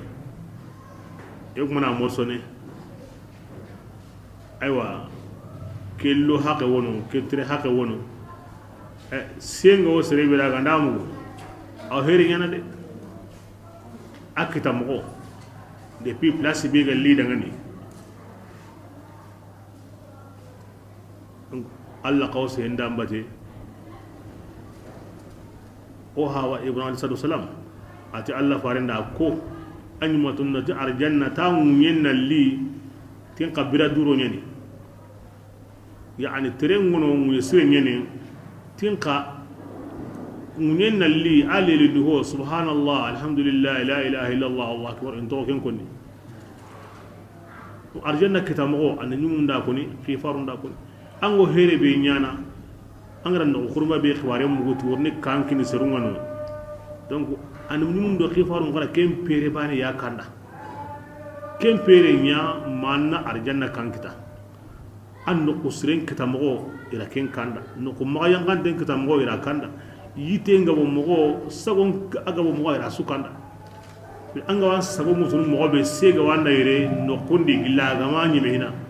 donc ara senkina nga dunadi annan sago to arjanna ara hakirin kinanga na batin ne unta wanda na sahan kinanga kebire nga magan kute wala halle de Allah sallam atanga ne Allah nan kisindi hoyi akota nan kisindi yimbenga anga ne Allah nan ku tananku arjanna atanga na tananku arjanna tanan di ana firdaus kinanga kingeni kunda sire nga kingeni kati principal nga arjanna di al firdaus hazal ulul himma magati jangon na lota ay jangon na lota no ko sire ngono igam pasume amundu akutene yani ampimman korniyo magati jangon na lokunwa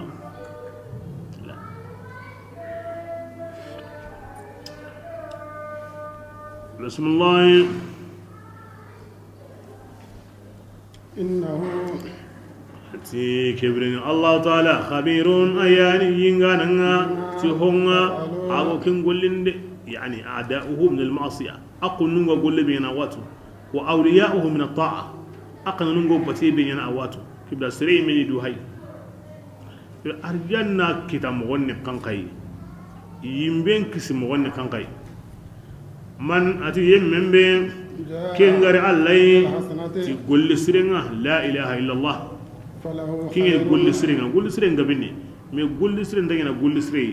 إلا بمصاحبة لا إله إلا الله كين يصابنا يقصر راكين يتبانه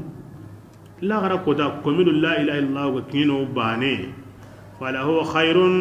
براج وكين كمان دهم بيجام بسموندا منها ديني basana façon dawani maniya akoni tabane ngana rege serenda awam pa jusro wala wa khairun minha ibra komini na nan siti gol serendi na nan siti kinyana sere wala arjanna bismillah adihim be la ilaha illallah gandare konni duntinga yemuya aywa gillillah ara ko tan kanu yengade ndawari sere bedo la ilaha ganda la gara kota ti kanu ye hisu gawdo ken kamane dunte na ngamba ken kamane asire kanu yentan Allah yime o saren kono da himbe go seren kisindini la gara kota kanu yenga angi nga konni ti o maga menege ti la gara kota tin ne yentadi wa man asdaqu min Allah haditha konto mo ta Allah kendi Allah wotina andangani wa hum min fazi'i yawma izin aminun yani aljauna biha himenu gandari la gara kota la ilaha illallah ya tikun garanti kanu yebe go la gara kota hon tikta ange ngotini ti op mona menega ti la gara kota ti hinu yendadi ange ngena tungo wa ma Allah na tungo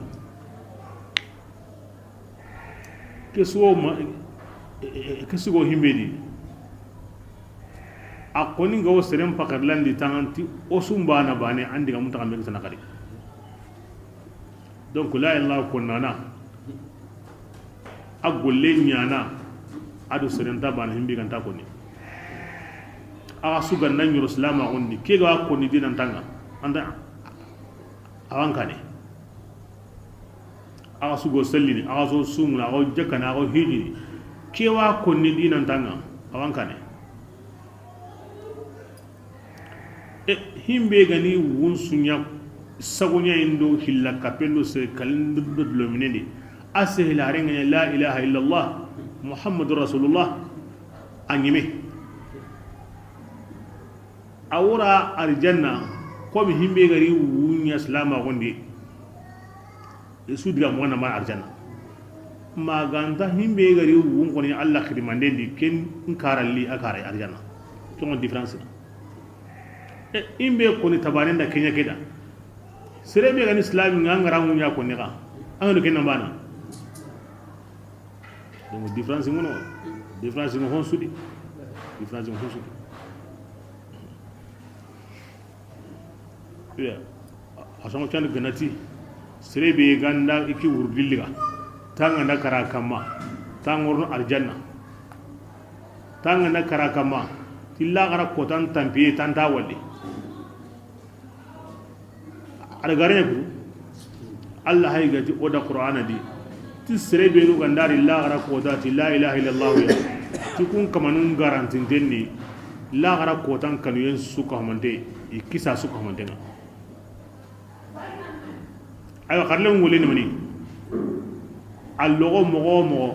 wurondo kiye ko la ilaha illallah wa kamu hilliyana allogo mogo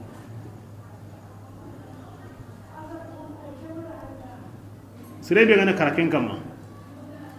kendo la ilaha illallah ki la gara ko tanga de sikanda de serebe gana karaken kama la ilaha illallah ko tasanga kamu hilliyana serebe gana karaken kama sikanda de la gara ko ta kendo la ilaha illallah wurondo me Allah qad serebe la ilaha illallah gandari ike la gara ko tan kanwi tan kisai wala kenya ko munkiri katam blagati anwa diganati an sagonda nyu hillu hina ayam pay hina saman tiyanti radiyallahu anhu ige gana digame be koni anna kenceti Allah tinga aro Allah faren sunna ada ga manyoro anna sir ko bin tatena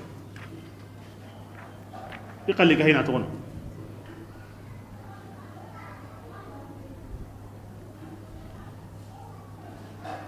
ibrahim gati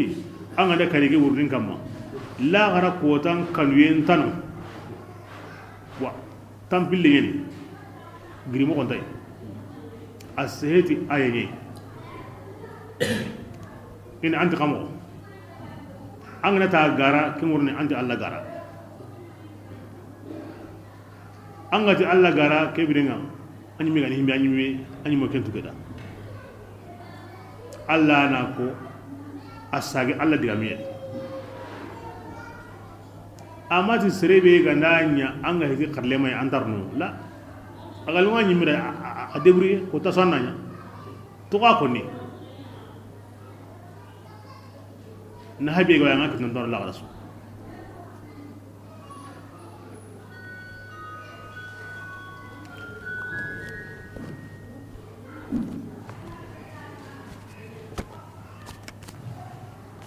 Allah subhanahu wa ta'ala aga nasrebe sunno membere nan qata baka i hadar dingiranga awallono mu magodi nallo hinginta godi nallo lungunta godi yani an sondo me Allah dun ko ngo digam be konni anki mullaha tunu baka kuma an kana yi aqul lenye wuduha shams akoyki anta katifamunu an kana yi an mo kirana karna an wina karna saqana Allah min buhurihim bi adam al-awani amin bismillah wa man adhim min bi ken kamane ngari ti hobburen ngai hobburen kembani mani hilla kape hobburen ngabeni nga hobbure be gaw mo gantay mangaro yimbe nyadi ken hilla kapena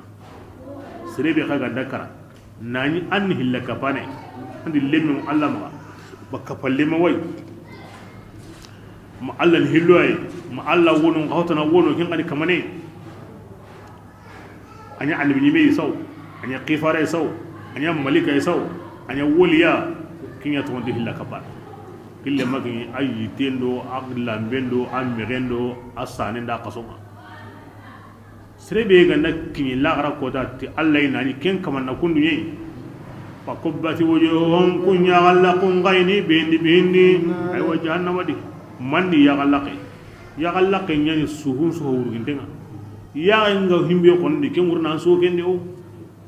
ken pale na nyang sumaro goni ya gallaqe gumen tadu ya Allah yan ko illo ya Allah yan wurge ken ko be ken wurna haten ko temono hilla kape hubri arno kisinde bismillah inati dangani yalli iwaga baragin hoywa ma gandahum musunni agani ken gollini kibire masreni gollen bay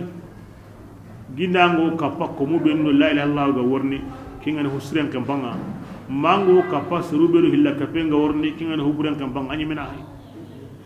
be suri digara aywa kibire nga anyi mena soangutu arno ko ko musulman bismillah إنما أمرت mambo إنما أمرت rasulullah kini dangani iringe ya mari أن أعبد nambati ke debe kamanye innama al hasr yara himbe kinda bati yede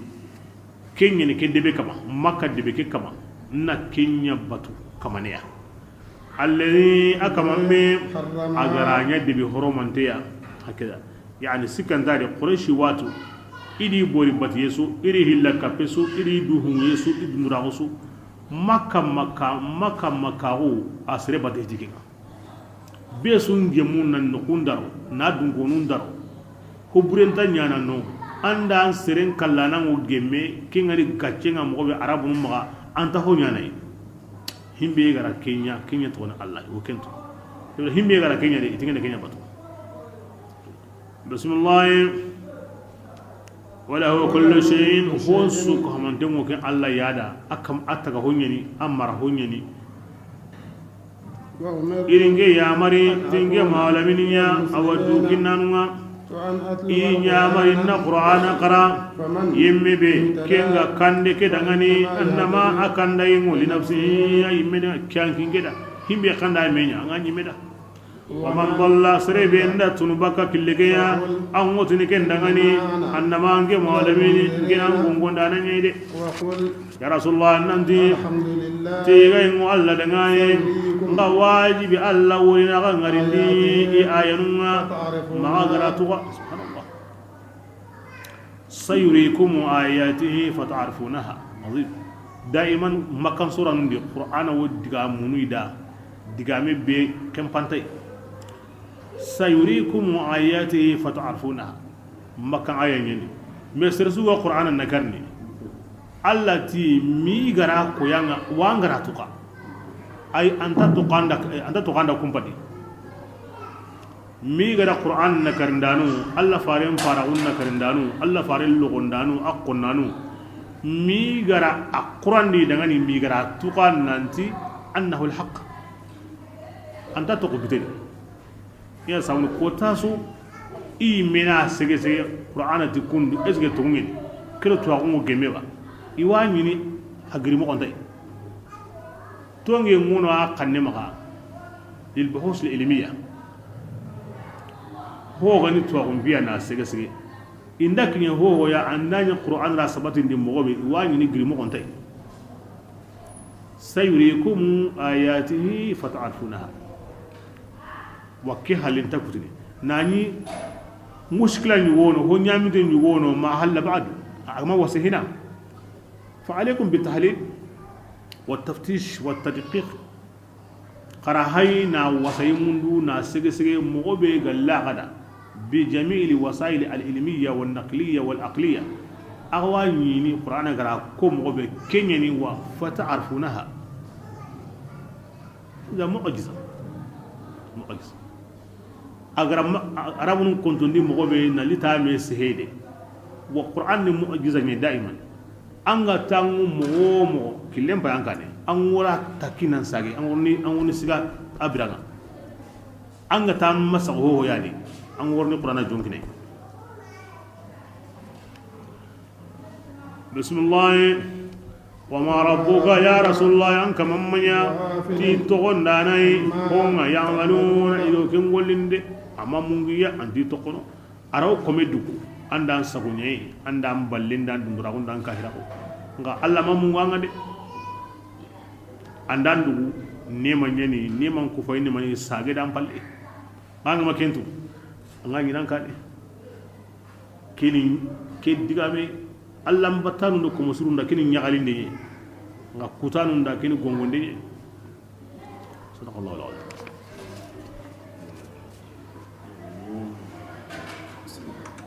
Lagi wani sawai.